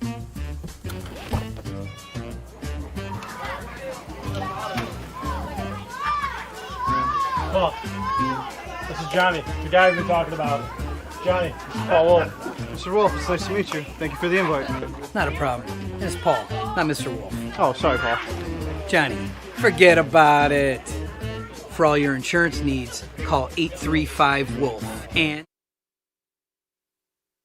So we are right now back for the second half. As you got our halftime show, I'm Tom Prince. This is Tim Chifa right here. Tim, right now, we got a great one. It's been highlight reel plays so far that have been the story of the game. Yeah, I mean, absolutely. It looked like for a minute that Starpoint had a chance to kind of run away with it, and McKinley stayed with it, got a nice penalty and an amazing run by the running back. And then how about the senior quarterback for Starpoint? I mean, great first half, threw an interception, bounces right back with a perfect throw right at the end of the half. Yeah, Marcus has been unbelievable right now. Really, we knew Starpoint was going to come in passing the ball. McKinley was going to run the ball more than they were going to pass it right now. So far, Marcus has been the key. The only stop has been Jones's interception for McKinley. Right. Otherwise, it's been Marcus finding right now his receivers 5 different receivers he's hit today so far. He's been big in the first half. For McKinley, it's been the one highlight run that we saw from Jones right there. Jones has been the big player offensively and defensively for McKinley. But right now, I think that what's got to happen in the second half is McKinley has got to find a way to give their quarterback Adnagwe more time right there, because he's not had enough time. He's been able to step up in the pocket a little bit to make something happen, but that pocket's been closing very quickly and not giving him a lot of time. Right, and luckily for McKinley, the kid's a great athlete, okay, and he's making a lot of plays, just kind of ad-libbing a little bit, going out, getting out to the outside and making some plays with his feet and making some good passes on the run.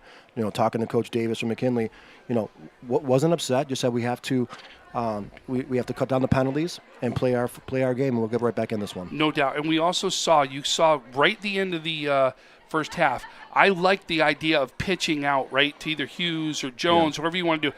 Pitching out, trying to get past those ends so that penetration gets by, and then you get a chance to break one to the outside. They've been very effective when they can go to the outside, get the ball out there quickly.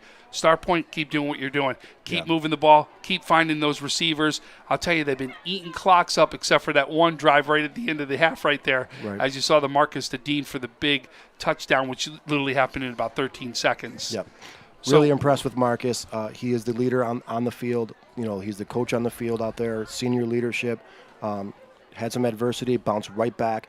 I look for a big second half from him also. And we're wondering if he's selling some popcorn over at the concession stand right now, because he's done Kicking. just about everything right now. So listen, take a look. What's the keys for McKinley? I think McKinley's got to cut back on the turnovers and control the clock, because they're a running team. They need to be aggressive, but keep that offense off the field for Starpoint. Yeah, no doubt. Okay, we're going to take a quick break. Thanks for joining us. I'm Tom Princess, Tim Chifa. At halftime, we'll come back as Starpoint right now leading McKinley. When it's time to sell your home, start with a visit to howardhanna.com, ranked the #1 real estate site for sellers. A few clicks will show you the sales price you can expect for your home. We can get you the most money in the quickest amount of time because we know where the local buyers are and how to reach them. So if it's time to sell your home, visit howardhanna.com today, and we'll match you with a local Howard Hanna agent to sell your home fast. I love being home. If you've been injured in an auto accident, large or small, call 681-4088. RES Physical Medicine and Rehab right away. If you are in pain or just sore, don't take chances. Call RES today and take advantage of their 24 to 48-hour appointment pledge. With no copays, RES will help navigate the confusing world of no-fault insurance with you, so you can concentrate on getting better. 681-4088. RES Physical Medicine and Rehab. The most important call you can make after an auto accident.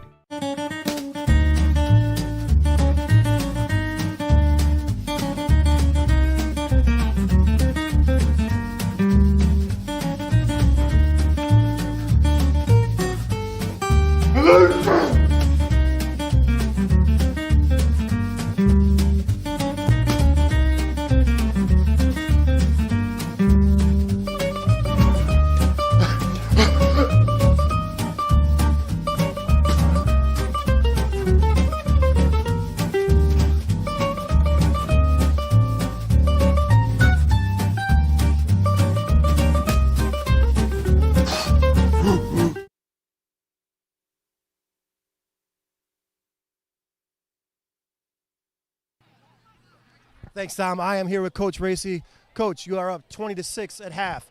What was the message for the team during the halftime? Well, we told the kids at the beginning of the pregame talk that we got to win each. We got to simplify the game. Win each play, win each series, win the quarter, win the half. We got to do it twice. We're going to rely on our defense here. Okay, we're going to be flying around, kind of like some woodpeckers in a petrified forest. We're just going to be flying around looking for some opportunity. Coach, good luck the second half. Back to you, Tom. Yep. Bye-bye. So, boy, you heard it right there. He's going to have a swarming defense happening right here in the second half. Love those that halftime interview right here. So we're going to get ready right now. We're going to take one more quick break, and we're going to come back, and we're going to finish with the second half as Starpoint leads McKinley 20-6. When it's time to sell your home, start with a visit to howardhanna.com, ranked the #1 real estate site for sellers. A few clicks will show you the sales price you can expect for your home. We can get you the most money in the quickest amount of time because we know where the local buyers are and how to reach them. So if it's time to sell your home, visit howardhanna.com today, and we'll match you with a local Howard Hanna agent to sell your home fast. I love being home.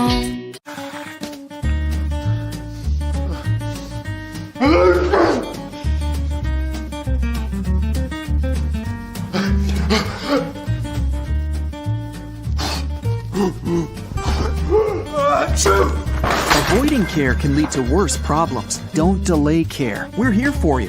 Western New York Immediate Care provides quick, quality care for non-emergent injuries and illnesses. Go to WNYImmediatecare.com for more information. So we are back as we get ready to kick off right here, as Starpoint will be kicking the ball off right here to McKinley. But I'll tell you right now, we've had one heck of a first half right here, as Tim's going to join us right now back on the headset right now. Tim, that was one of the great quotes I heard right there from Coach Racy, huh? I didn't know how to react to that one, Tom. That was classic. And this ball looks like right now is recovered. It looks like Starpoint may have it, and they do. Boy, what a way to come out. As you see, that's that swarming right now that Coach had talked about. But boy, you get a kick right there, a squib kick right there that you now recover. We've talked about it. We see these squib kicks a lot by multiple teams.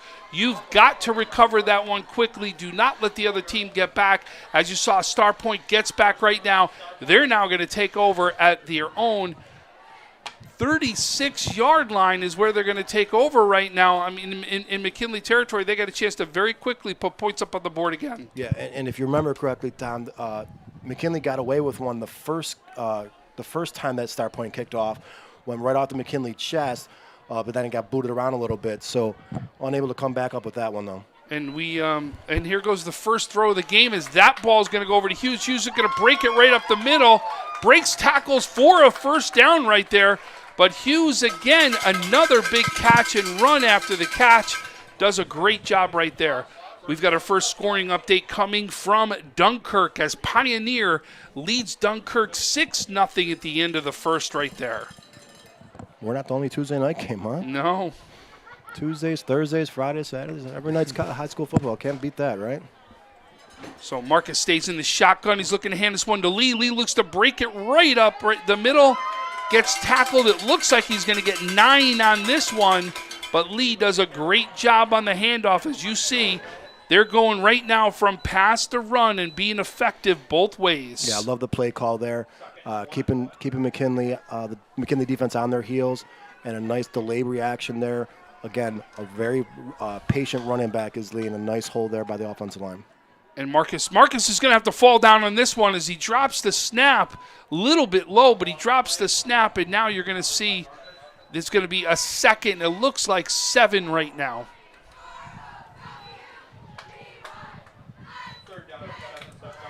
So I apologize, 3rd down and 7.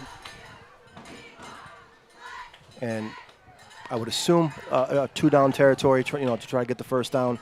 They did try an extra point. Going the other way wasn't successful, so I would assume there was we're talking to try to get the first down, 2 downs. Marcus steps back, looking to break to the outside, throws this one, but this will be incomplete, short of his receiver, but does a good job of kind of getting it out where nobody was going to be able to make that play, and it wasn't going to be another negative play. So now we come 4th and 7 for Starpoint. McKinley's got to come up big right here. I mean, a huge play here for McKinley. Obviously, not the way you wanted to start the second half with not coming up with the kickoff. So if they can stop him here, that's a huge momentum boost for McKinley. So biggest play of the day right here for McKinley. So Marcus looks like he's got his call. He's in the shotgun right here. Steps up, takes the snap, looks to throw. This one's deep. He just misses the outstretched hands of Dean, where almost finds that Marcus to Dean connection right there. But McKinley does what it needs to do. It answers defensively right there after that turnover, or after that special teams, I should say. It wasn't necessarily a turnover because they never had the possession yet. But on that special teams kickoff right there, does a great job of making sure it doesn't hurt them and still give them the opportunity to drive here and hopefully bring it within one score. Yeah, a great job there by the McKinley cornerback, number 11, Atress Kennedy, staying with the very fast, very shifty Dean, and able to stay with him the entire time, not giving a chance for Dean to catch that ball. Let's see if McKinley can take advantage of it. They've had a few chances to take advantage of some mistakes or some good defensive plays. Let's see if they can do it here in the second half. So you can see right there, that run is going to get stopped right there. As you can see, this Starpoint team just breaking through the line of scrimmage right there, and that's going to be a loss of a yard right there for McKinley as they're just not being able to run the ball like they want. Yeah, if I'm McKinley, I got to get. I'm thinking put the ball in Leonte Jones's hands. I mean, after that run, that 20-yard run. And again, look at this right there. That's another loss right there. And guess who it was? Your man that you pointed out earlier, Colby Lawrence, with another big play tackle for a loss. As we now have what looks to be a 3rd down and 16 right here. Yeah, I can't say enough about Lawrence. He has just been blowing up the line, making it impossible to run the ball through the tackles, and giving the quarterback nightmares where there's absolutely no pocket because of Lawrence. He's a great defensive tackle. So right now you see Adnagni trying to step up and again gets taken down. This time it's by number 33, Thomas Brown, the senior nose tackles where he likes to play, and you can just see defensively, Starpoint is not giving McKinley the time at all that they need to throw the ball or run anything up the gut or in between the tackles. Yeah, you got to think that the defensive coordinator, the defensive coach for Starpoint calling the shots, saw something he liked with getting pressure on the quarterback, making him leave the pocket, getting hands in his face, because they are bringing it all night long, and I don't see it stopping anytime soon. And this is going to give Starpoint great field position again. And here goes, wow, does a great job of saving that right there. That could have been really costly. As you saw Borden, the snap came back. He picks it up off the ground, gets it off, kicks it off to the 46-yard line.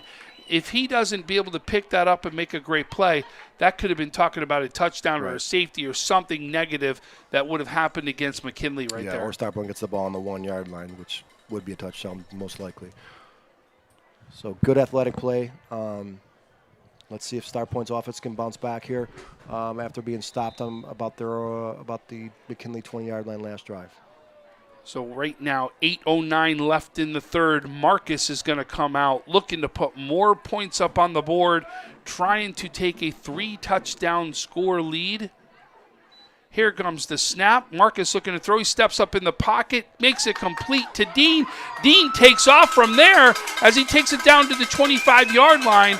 Does a great job of one move, cuts to the inside and over to the 25-yard line for Starpoint. We have a 1st and 10. Another great job by the senior quarterback, going through his progressions. That was not his first receiver. So he looked at his first one, looked at the second one, checked it down to Dean with a nice 10-yard out pattern for positive yardage. Marcus, this one's going to hand off to Lee. Lee looks to break it out to the outside, cuts now back to the inside. He is very close right now to and it is a 1st down right there. And wow, boy, they go from run to pass to run back and forth, and are just doing a great job of moving the ball around this offense. Yeah, a great play there by Evan Dean. He didn't get the ball, but came back with a huge block there on the cornerback to give Lee that extra 5-6 yards there.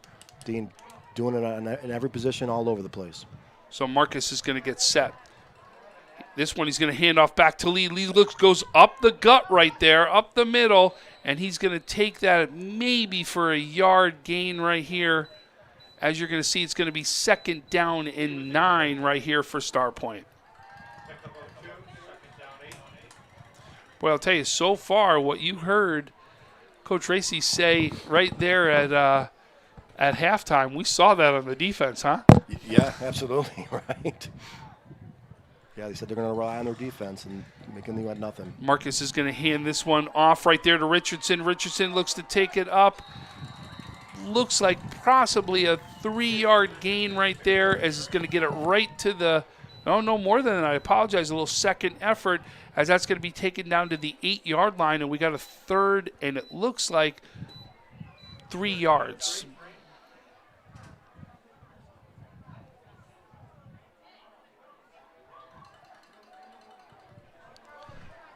And this one, McKinley gets into the backfield on, does a great job of getting right there to Richardson, and that one's going to be for a, it looks like actually he gets back to the line of scrimmage on that one, so it'll call it a 4th and 2, 4th and 3 right there.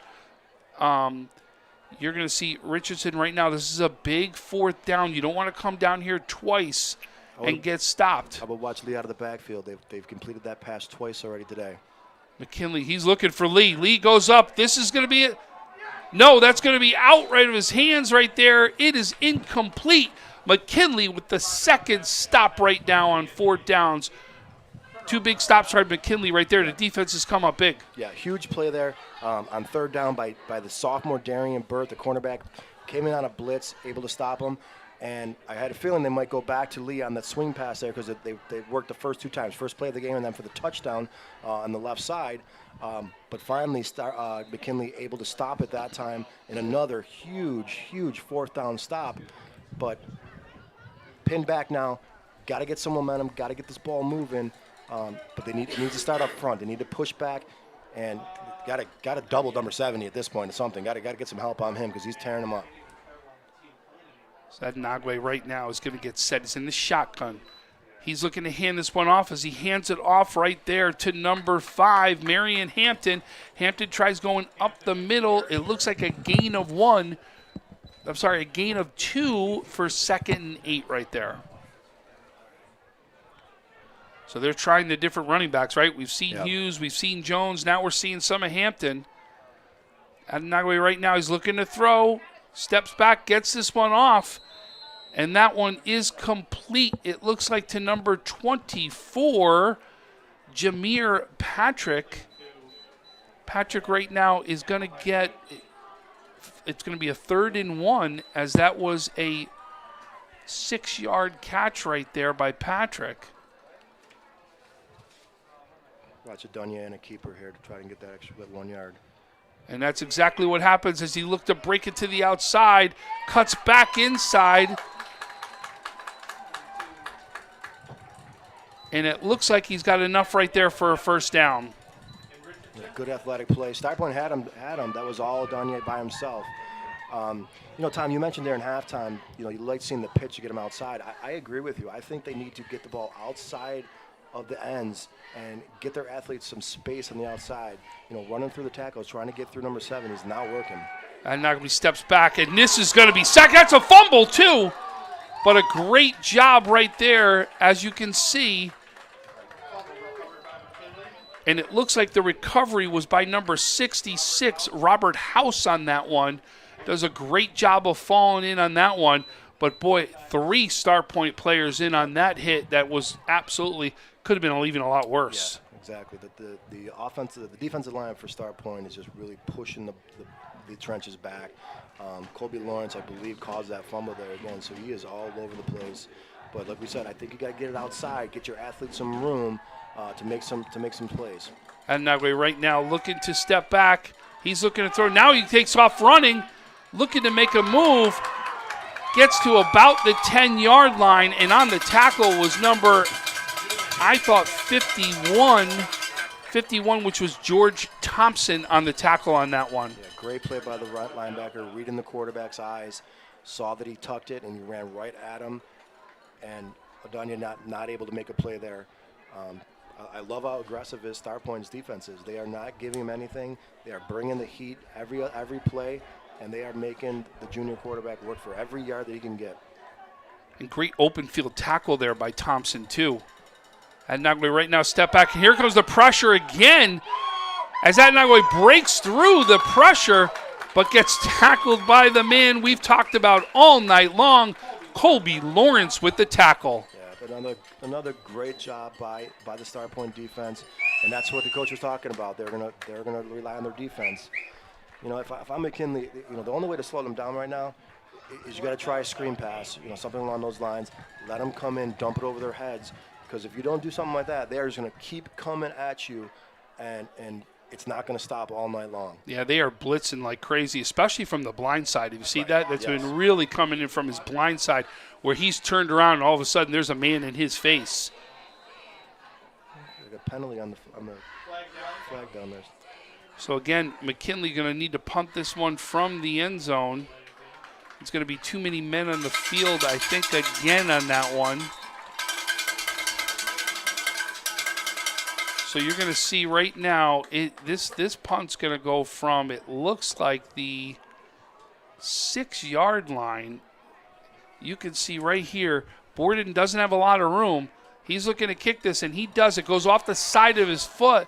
That ball's going to go out of bounds. It looks like at the 26, 25-yard line, and now you're giving Starpoint incredible field position for the 3rd time in a row. Can their defense come up big again? I mean, they're hanging on by a thread here, it seems like, right, Tom? So they either have to get a turnover or something, because if not, Starpoint's going to be really close to putting this game away. Yeah, they've been doing – Starpoint in the last 2 drives got a great job of getting to the red zone.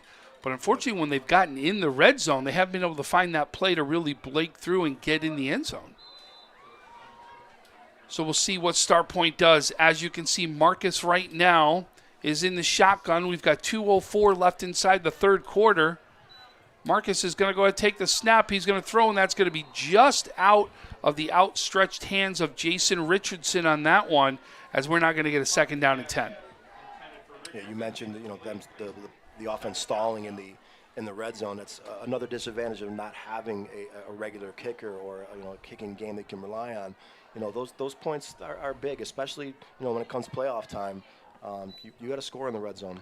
Marcus kicks this one out to the outside as Floss gets it, but taken down there. Very quick tackle there by number 20, Nikar Lewis on that one, but does a great job of really only gaining a yard here. So we've got 3rd down and 9. Yeah, good job by Lewis, zoning in on their main receiver and making a solo tackle there. Another scoring update coming from Dunkirk as Pioneer leads 12-0 over Dunkirk. Jack Bunsey with the 2nd touchdown of the game. Marcus right now takes the snap. He's looking to throw, comes up in the pocket, almost intercepted there by number 11. Atress Kennedy almost comes up with the 2nd interception of the game for McKinley. You almost wonder if he saw that open green there in front of him a little bit. You start to wonder if maybe that's what it was. But now you've got that critical 4th down. And again, like we said, boy, what would it be for McKinley to have their 3rd stop in a row like this? Can that give any momentum to the offense? Another big play by Kennedy. He stopped the drive on the previous possession and was really close to a pick 6 there. So Marcus in the shotgun, lone backfield but him. And he's going to take the snap, looking to throw. He throws it up, and that is intercepted again. And this time it was intercepted by Atress Kennedy, as now you've got a 1st and 10. McKinley makes the 3rd consecutive stop in a row. Wait, we got a flag. And that's going to be a holding against Starpoint. That penalty will be declined. And now McKinley takes over 1st and 10. The only negative thing that you can say about these stops is they're not giving themselves any starting position that's been good. Yeah, I think a little bit of confusion on the Starpoint there. You had 2 receivers right in the same area. Generally, that means one of the receivers ran the wrong route. So the cornerbacks for McKinley were all bunched up. And, Kennedy, he's all over the place, especially the 2nd half. Almost had a pick 6 2 plays ago, and then did get an interception on that play. But again, this is the 3rd time that we're saying the same thing. McKinley's got to get something going from here. They keep having 3 and outs. I don't know how much longer they can rely on their defense holding them, 4 downs in the red zone. So they've got to figure out how. Oh, looks like we've got. Is that a. No. It is a new quarterback. So that's going to be a handoff right there as we went up the middle. That quarterback is now, is it 18? Is that it? Sorry, we're trying to get the number to see who the quarterback is right now. It's 10 or 18. He hasn't turned our way yet. I think it's 10. I think you're right on that one. So it looks like Brandon Legans is now in the game. That first run went for 2nd and 3. So Legans right now is going to hand this one off. As you can see, UC Jones trying to break this to the outside right now. But a great stop there. Lee's the first one in. And you can see Lawrence there for some help along with other guys. The first one there was Lee. But a big stop right there as Jones can't get to the outside. And it's going to be a loss of 1 as we now have a 2nd down and 9 right now for, or 3rd down and 9 for McKinley. Yeah, I think the Starpoint defense learned their lesson on Jones to stay home, stay in their zones. They were able to make that stop. I do see the training staff looking at Adanye a little bit over there on the far sideline. Could Hope be he's what it okay. is. Well, we're going to take a quick break. That's the end of the 3rd quarter right now. Starpoint leads 20-6. We'll come back with McKinley the ball and finish this one out for the 4th quarter. When it's time to sell your home, start with a visit to howardhanna.com, ranked the #1 real estate site for sellers. A few clicks will show you the sales price you can expect for your home. We can get you the most money in the quickest amount of time because we know where the local buyers are and how to reach them. So if it's time to sell your home, visit howardhanna.com today, and we'll match you with a local Howard Hanna agent to sell your home fast. I love being home.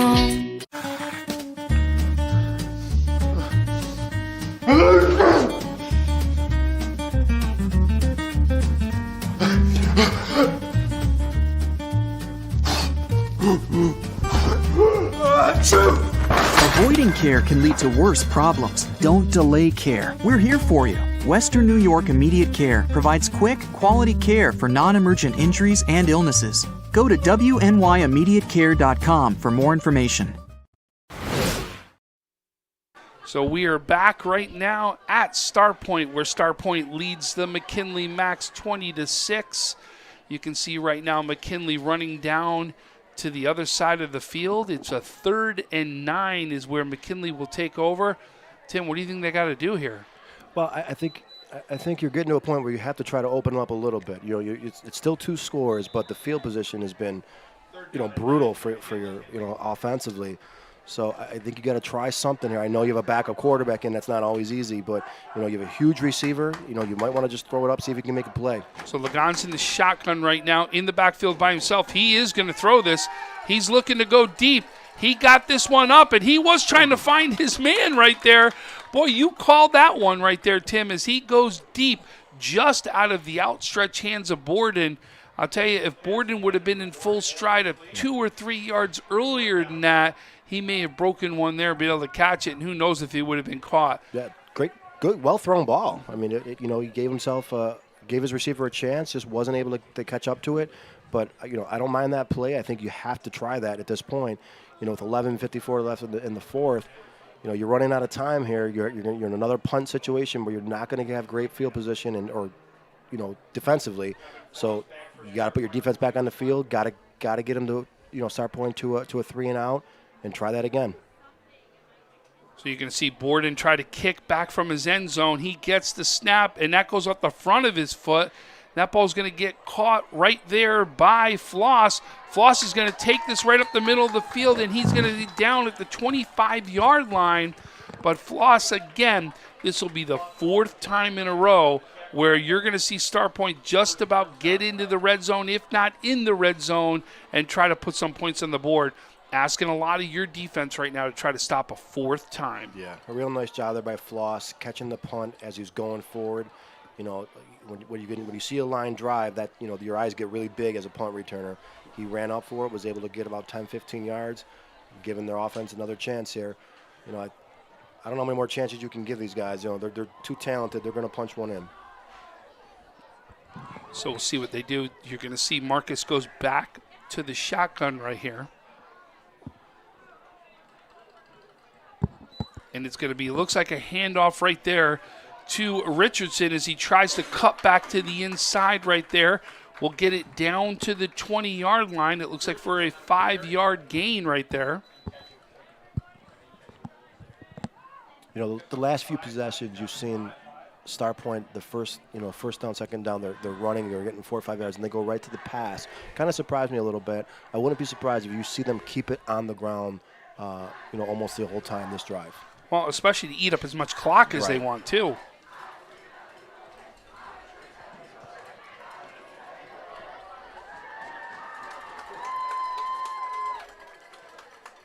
So 2nd and 5. Stays in the shotgun is Starpoint. Marcus calls floss in motion. There's a handoff right there, and it looks like McKinley big on there, but we're going to have a flag on this one. So it looks like it's going to be a 2-yard loss there by Richardson, but there is a flag. Normally that early you would think this is going to go against the offense, unless they were, unless McKinley was lined up offsides. That's the only way, but you would think this is going to be against the offense.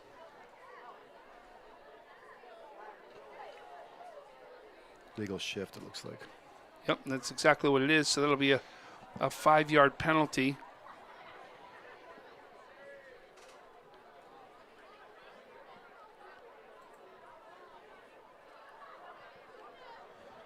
They're trying to see whether they wanted to know if they were going to accept the penalty. And you just saw the motion that they do accept the penalty. So we're going to redo 2nd down. 2nd down and 10 right now as Starpoint trying to score the 4th time right now in the second half. Repeat 2nd down. Time to go for the first. Last time we were down in this, Starpoint had the ball in this end zone. They looked for Lee up the left side. And they like to throw to him coming out of the backfield. He's a tough cover for a linebacker. Marcus right now in the shotgun, looking to take the snap. And that's going to be an offsides penalty right there. As you saw Floss take off. I'll tell you, the way he was taking off, there was going to be one-on-one coverage right there. You wonder if that's where they were looking. Hey, you know what? I talk about this often. I want to see leadership from my kids on the team. What did you just see there from Marcus? Instead of yelling at his guy that you see, Marcus runs over to Floss, taps him on the helmet, tells him, don't worry, buddy, we got this. That is a leader. That's a guy I want on behind the ball for me every single time. Keep his teammates up, stay positive. That's the reason why you want him at quarterback. Great job there by Marcus. It's a senior talking to a sophomore. That sophomore will not forget that. Marcus right now gets set, looking to throw the ball. He throws this one just out of the outstretched hands right there of number 8, Luke Davis. So now you've got a 3rd down and 15 right here. So listen, you don't need to get all 15 in this, right? So you got to get something to make it a manageable 4th down. You know you're in 4th down territory. Yeah, exactly. You look to get 8 to 9 to 10 yards here, so it's a manageable 4th down. You don't have to go to the end zone right here if you don't want to, but if you see something you like, don't be shocked because, right at the end of the half, he did that also.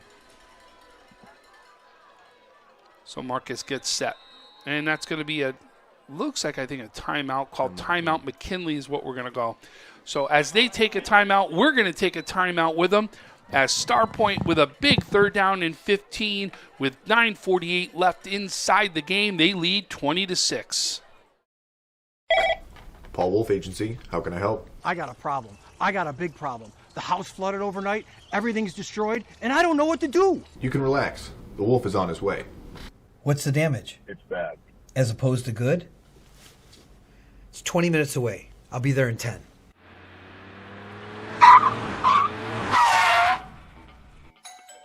You're Teddy? Yes, sir. I'm Paul Wolf. I solve problems. Oh, good, because I got a big one in here. May I come in? Absolutely.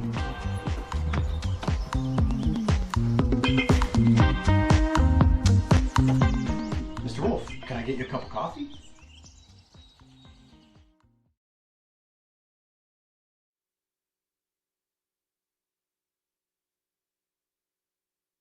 So we are back right now for the crucial play right here on 3rd down for Starpoint.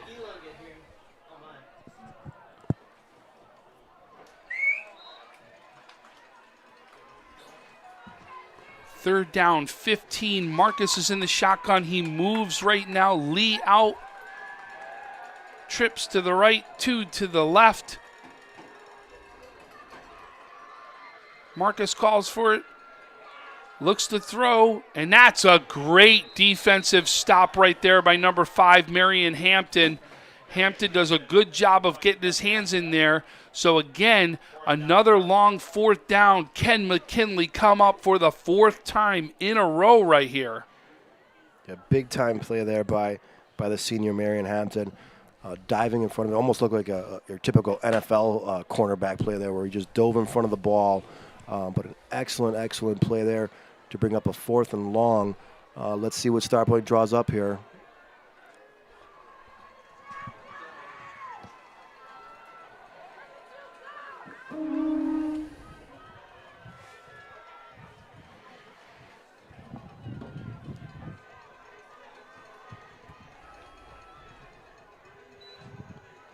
Oh, that's a big fumble. That's a miss right there. As you can see, Marcus fall on it. Marcus falls on that, and right there, McKinley comes up with a big stop again. Now they take over at the 39-yard line. Here's the one difference right now. This is the best field position that you're going to see McKinley have in the second half. Yes. I mean, you got to give the McKinley defense credit. I mean, yes, they got a couple penalties there to help them out, but huge stop after stop after stop, giving their offense a chance, just a chance to get back in this game. It's only a 2-score game. McKinley hanging around. If they can take advantage of one of these stops, make it a 1-score game, anything can happen, Tom. I mean, that was a huge stop again. I think it was the 4th one already. Just hats off to McKinley's defense. They've really stepped up. So Laganza is going to stay in at quarterback still. They're in a passing down, trips to our side, 2 to the right.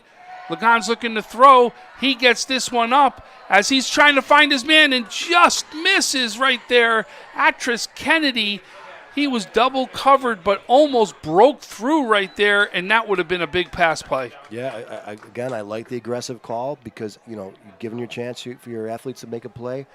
Kennedy did get past the defense, so it was just overthrown a little bit. But I like, McKinley changing it up a little bit, taking some shots. They're not going away. They're not going to give up here, and they're changing things up. They'll run. It wasn't working. You had to put Starpoint on their heels a little bit, and just those few passes might help that. Let's see what they can do here and get some momentum going. Lagans takes the snap right now, looking to throw again. He steps up, and that's going to be completed right there to Borden. It looks like it's right at the 1st down marker. Do they give him the 1st down? And they do. They move the chains. That's a big 1st down right there as Lagans has come into this game, and they've actually asked him to come in and pass pretty much since he's come in this game. His sophomore quarterback, I don't have him as having any pass attempts so far this season, so coming in at a huge time for his team and looks pretty good so far. Lagans steps back right now, moves up in the pocket. Now he's looking to run right here. But now you're going to see that defense that we've talked about with Starpoint as they come up big right there, and that's going to be at least a yard loss right there. But Starpoint comes up big defensively. As you saw, the momentum on this drive right now was in favor of McKinley. Yeah, that was a tough call. I mean, I don't know if I love every receiver going deep on that play.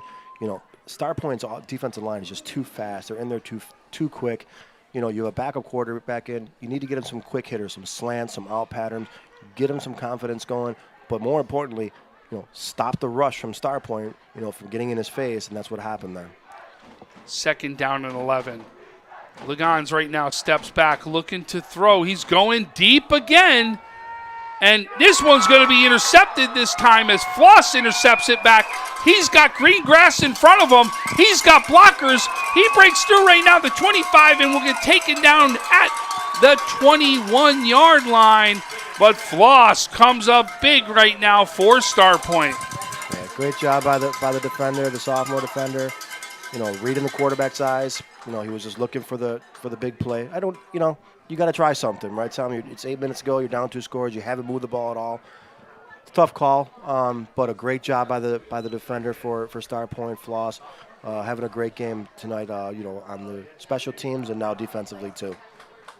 But listen, they had that great field position they've had so far in the second half. They end up keeping. As you see, they'll take over right now. It looks like the 22-yard line is where Marcus is going to take over.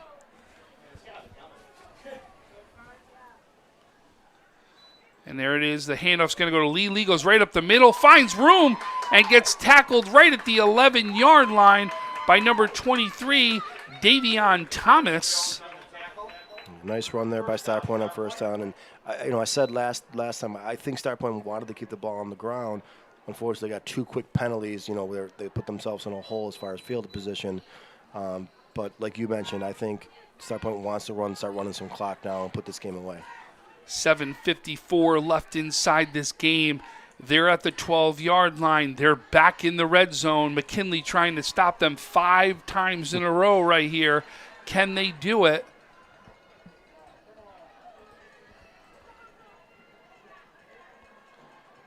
Marcus stays in the shotgun. He's got a running back on either side of him. Gets set, hands it off to Lee. Lee looks to cut the inside. Gets it down to, it looks like the 10-yard line. You talked about, senior leadership. There's little things too, Tom. You see Marcus is now not snapping the ball until the 1 second left on the play clock. That's just little smart things like that. This is a 2-score game. You want that clock on your side now. You want to get that time going. Every single play, use the entire play clock as long as you can, especially when you're keeping it on the ground, and keep the McKinley offense off the field. You can put this game away with the score here. And that tackle there was by number 56 for Sean Riley on that stop. So now we've got a 2nd down and 8 from the 10-yard line. Marcus is looking to hand this one off. Hands it off to Floss. Looks to break it to the outside. There's a flag on the play, and he gets stopped. It looks like it's a 2-yard loss right here. But there's going to be, it looks like a hold that's going to go against Starpoint. That's going to put them 10 yards back. That's a critical flag right there for Starpoint. Yeah, last 2 drives, 3 penalties, moving Starpoint in the opposite direction that they want to go to.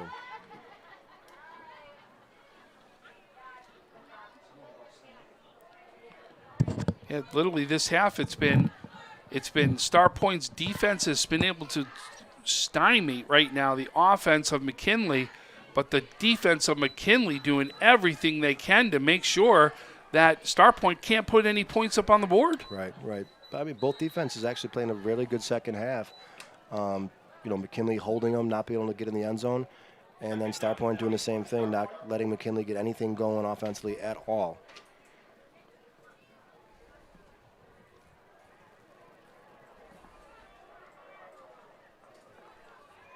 So we're going to get set 6:20 right now remaining, a 2nd down and 20 right here.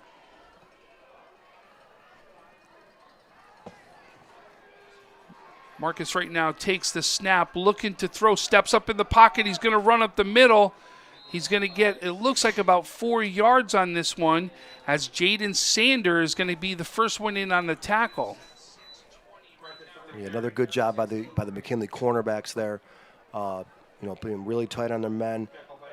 Marcus not able to find anybody, just tried to take it by himself, only got a couple of yards, so kind of a coverage sack type thing there, but good job by the cornerbacks for McKinley. So Marcus right now alone in the backfield now.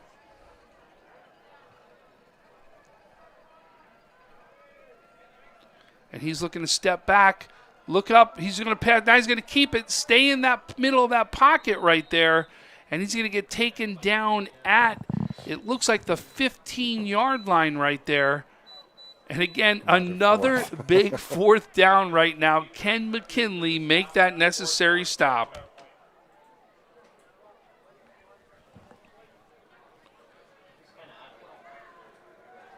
But I'll tell you, the first half really was all about these incredible plays we watched, right? And the second half really has been about defense of both sides. Yep, big plays on defense, keep him out of the end zone, interception for McKinley. And then Starpoint just not letting McKinley do anything offensively at all. So Marcus take the snap. Oh, and this is going to be a big right now. A big job by the defense, as you saw number 24, Jameer Patrick, and it looked like number 56, Rashawn Riley, both get back there to Marcus, makes him get rid of the ball quicker than he wanted to right there. 5 big stops by McKinley. Huge. You need to have your offense right now do something. Yeah. You're running out of time with 4:19 left. 4:19. I mean, but again, you're not out of it yet. You know, you're not out of it. You're a big play away from getting right back in this game. And I know they've tried that a couple of times. So, you know, I'm not dogging them for not trying it. That's for sure. But let's see if they can execute one of these. You know, I'm surprised they haven't tried to go back to Borden at all. They have, you know, they haven't used his body at all. Let's see if they try that again on this drive.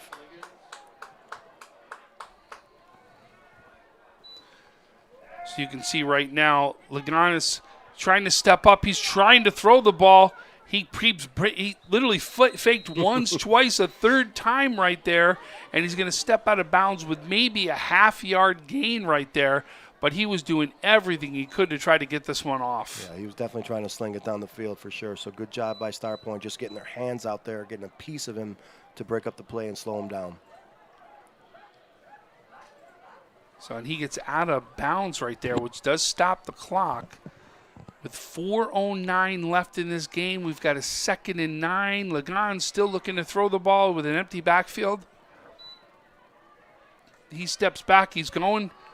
And that ball goes just out of the outstretch. Oh, and that's going to be right now a flag, 2 flags, which I'm sure is going to be a passing interference right there. As Borden went up, you could saw his back kind of get taken out as he was going up for it right there. And there you go. There's the personal foul right there. And that's going to be a 1st down right now for McKinley as they're going to keep this drive going. That's a 15-yard penalty right now in their favor. Yeah, definitely not what Starpoint needed right there. They do not want to let them get back in the game. Didn't look like it was a catchable ball. It was a little bit high. Believe it or not, he's 6'6", so it was still a little high. Was it high, or is it that it looked like his back going to get taken out? It That could he be didn't get that height he Yeah. wanted to get. Yeah, both refs, you know, from both sides made the call, so must have both seen the same thing. But again, big play for McKinley. Let's see if they can take advantage of it. So Lagan's 1st and 10 right now. And he's running right now. He's trying to find his steps. And that's going to be an interception right there by number 20, Gage LaPlante. LaPlante right now comes up big right there. But you saw he was doing a great job. I thought Lagan was doing a great job of making open time, like really getting himself time, trying to find a gap just to throw the ball. But you can see there's a big interception right there. Defense for Starpoint comes up big again as we now have another big defensive play for Starpoint. Yeah, I mean, Lagan, he's a sophomore coming in a huge game in the second half, you know, already down 20-6, so he's got to throw the ball. He's trying to make some plays, trying to make some things happen. He's now throwing a couple interceptions, but remember that name, Tom. I mean, he's a sophomore, and he's making some good plays with his feet, you know, and the decision-making, that'll come in time. As the game slows down from a little bit, and he's more comfortable, you know, in the pocket and leaving the pocket, throwing on the run. But a good job, you know, by the defender for Starpoint, staying home, just watching the quarterback's eyes, and, you know, catching the ball when it came right to you. That was nice. So Marcus, and that's going to be dropped, the snap right there, and you're going to see a big play as number 33, Amari Hawkins comes in, is going to get the sack on this one at the 49-yard line. And now you're going to be talking about a 2nd down and 19 right here. But a couple of bad snaps or misses right there in that second half has really cost some big field position for Starpoint. Yeah, back-to-back plays where, you know, the defensive line was able to get past or push back the offensive line for a sack, and then a bad snap there. With a quarterback where Marcus had to pick it up from the ground. That's the second time that happened this half also. So Starpoint comes up to the line right here. Marcus is going to go under center. He's going to right now hand it off, and that ball's going to go to Richardson. He looks to go up the gut right there, break it to the outside a little bit, gets right back to the original line of scrimmage, as we're going to see a 3rd and 10 as Richardson has a big run in that one. Yeah, so nice run there. And during half, the coach for Starpoint's coach said that we want to win it with our defense, and he's not wrong. I mean, McKinley's not been able to move the ball. I think at this point, though, Tom, he just wants to get this game over with because the offense is stumbling a little bit, making some mistakes that I'm sure he's not going to be happy about. At this point, get the W, get out of Dodge, and move on for your playoff run. Well, it's a shortened week, right? And you got a conference win that you're going to try to get here. I agree with you. I don't care how you're going to do it. You want that conference win. Yep. And like you said, is you unfortunately had a short week. Yep. But you have a short week and be able to come up with a win and do it so quickly after the loss that they had against Grand Island, right? Right. Because you can see as a lot of teams, you get so up for a game that you're worried about there's an emotion leave behind in essence when you come out here. Like, are you not as excited to come out and play? But how much do football players, after a loss where they either it didn't go in their favor, had a bad break, was a close loss, right, or even a bad loss, how quick do these guys say, I want to get on the field tomorrow and make amends for it? Well, these guys, in essence, almost got it is tomorrow, as they're going to get this quick turnaround and try to go for this win when you see there's only 2:19 left in the game. Yeah, I mean, you had a Friday night game where you took your first loss, and it was a tough one. It is what it is. But 3 days later, you're able to put it past you and get another big, in-division win, going back to 4-1. That's, And this is a screen right now that went to Lee. Unfortunately, it gets dropped right there. So now we're going to come up with another 4th down, and McKinley looking to come up with another big stop on, in essence, their side of the field. I don't think they're going to. Do you think they'll punt? I don't think they'll punt. We really haven't seen them punt at all today. I mean, you remember they went for it when it was in their zone, if you remember. First so drive, I'd be shocked that they didn't go for this because no matter what, it's still going to run time off the clock. Unless it's an incomplete pass, you're trying to run time off the clock because literally McKinley's got 2 scores they still got to do to even, get back in this game. So they've got time, but they are going to punt. So they are punting right here as you're going to see Marcus punt. He comes back up. Wait. Trying to fake it. So it is a fake right here. He is. Oh, no. He's going to move up to punt it. Even better. And that ball's going to go out of bounds. It looks right at the 15-yard line. So it looked like a deep punt. He walks up. I like the call, though. I do, too. McKinley's not moved the ball at all. Your defense has had, a fantastic second half. You have a backup quarterback in. Make him go 80, 90 yards to try and score, and then do it again. And remember, hopefully you're going to get the ball, and then you can move it and absolutely use the clock up at the same time. I mean, we're sitting at right now 2:07 left in this game. So your defense needs to come up big that you have already seen McKinley do all the second half. I mean, I got to tell you, if we talk to Coach Davis, he can't say anything negative about that defense because that defense has been unbelievable so far in the second half. And Starpoint coach said that was our focus. Yeah. And it not only has been his focus, it's been the positive here in the second half where you could say the entire first half could have gone on Marcus's shoulders. Right. Yeah, if I'm Starpoint now, I'm moving everyone back, probably 10 yards farther than you normally are, and don't let any offensive receiver get behind you. So here we go. There's the throw, quick throw out to Hampton as Hampton looks to cut it back to the inside. There is a flag right here, though. At the end of that play, it looked like it was going to be about a 5-yard gain. Let's see what that penalty is, though.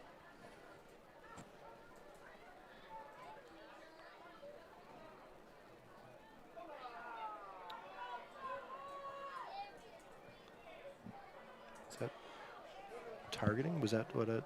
I didn't see what the call was, but obviously it's a 15-yard penalty, right?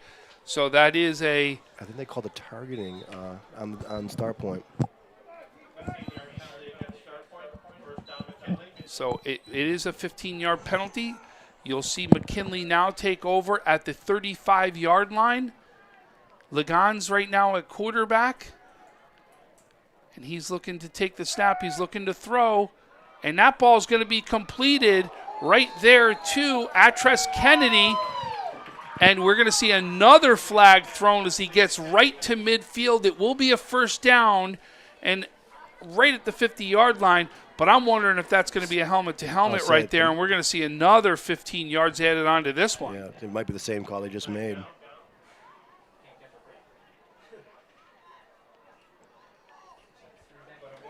Good athletic play again by Atres Kennedy, doing it on both sides of the field. Yep, hit the helmet right there. So that's another 15-yarder we're going to see added on the end of this one.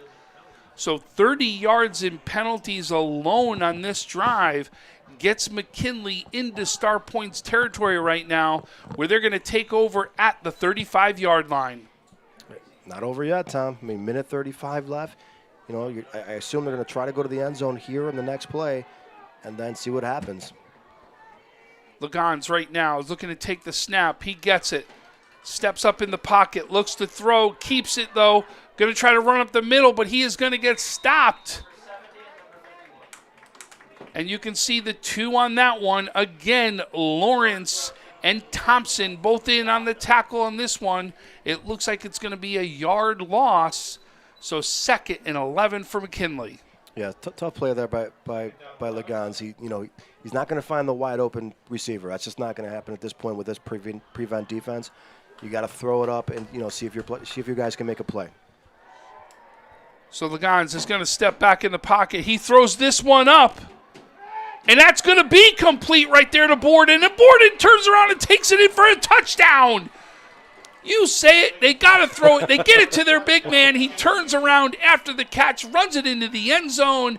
And here we go again. We got ourselves a one-possession ball game here with 43 seconds left in this game.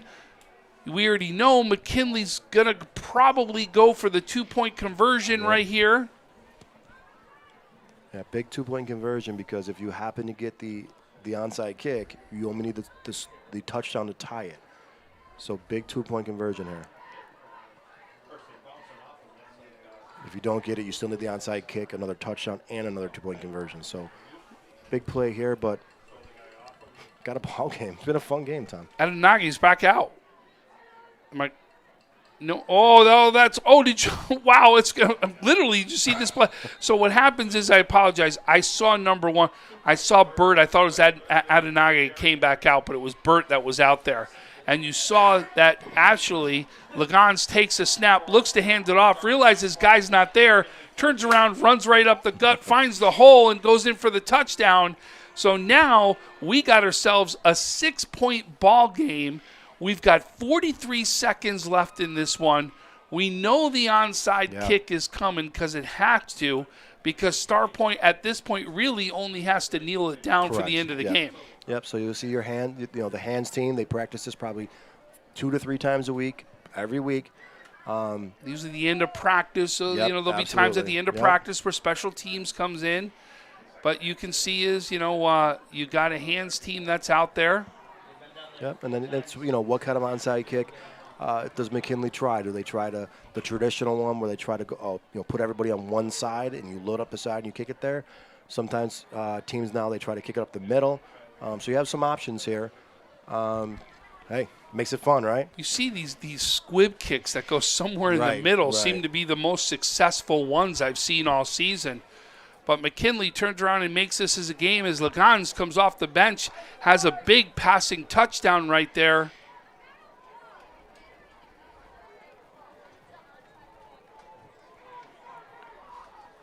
Where's the ball?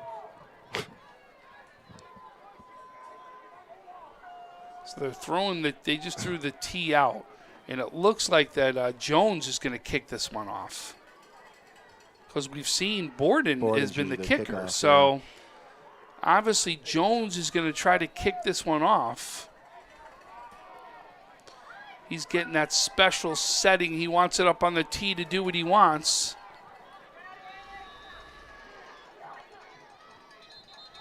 And there's going to be a timeout that's called.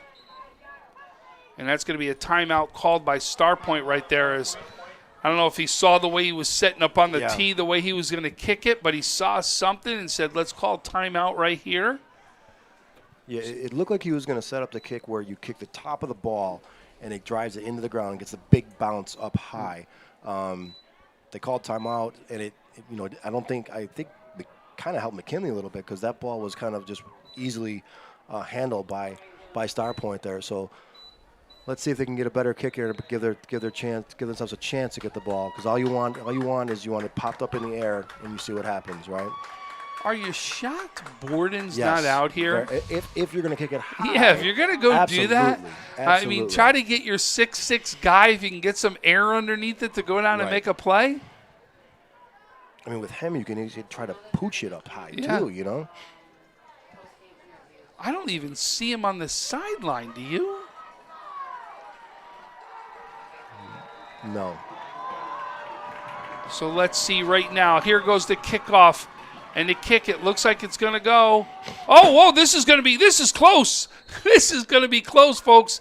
I can't tell who got it. It looks like it's Starpoint. It's been signaled Starpoint ball. What a great job, though. That was a tight one, as you couldn't tell who got it right there. But it looks like number 20, Gage LaPlante, is going to be the one who comes up with it. And it'll be that Starpoint takes it over right at the 49-yard line. We should see nothing but kneels from here. But, boy, what a game.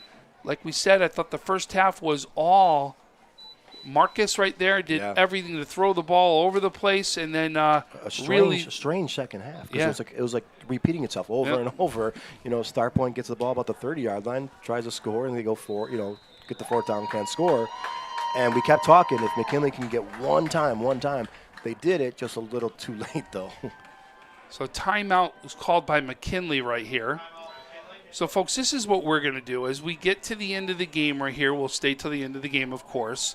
Then what we're going to do is we're going to shut down our broadcast, and we will start new streams up once we get our coaches and our players of the game, as we pick some players of the game, as well as, of course, Coach Racy that we're going to talk to after the game. But what a great one this has been, and really, right now, all we have left to do is who's going to be our Starpoint players of the game is going to be the question. Yeah, I mean, you definitely have some ones to choose from for sure. But I think we could be talking about one on offense, one on defense. Yeah, I mean, absolutely. But, and you got to give McKinley some credit. You know, they lost their starting quarterback, in the second half. They hung tight. I mean, give their defense some credit, because that is a high-powered Starpoint offense that they held out of the end zone 5 times. I think it was 6 at the very end, right? Yeah, 6. So 6 times, and it wasn't like Starpoint had to go, far. They were going 30 yards at the most. So McKinley's defense, they give them a chance to at least, stay in this game. They did complete the one pass, and the one drive was just a little bit too late. But an entertaining game, back and forth.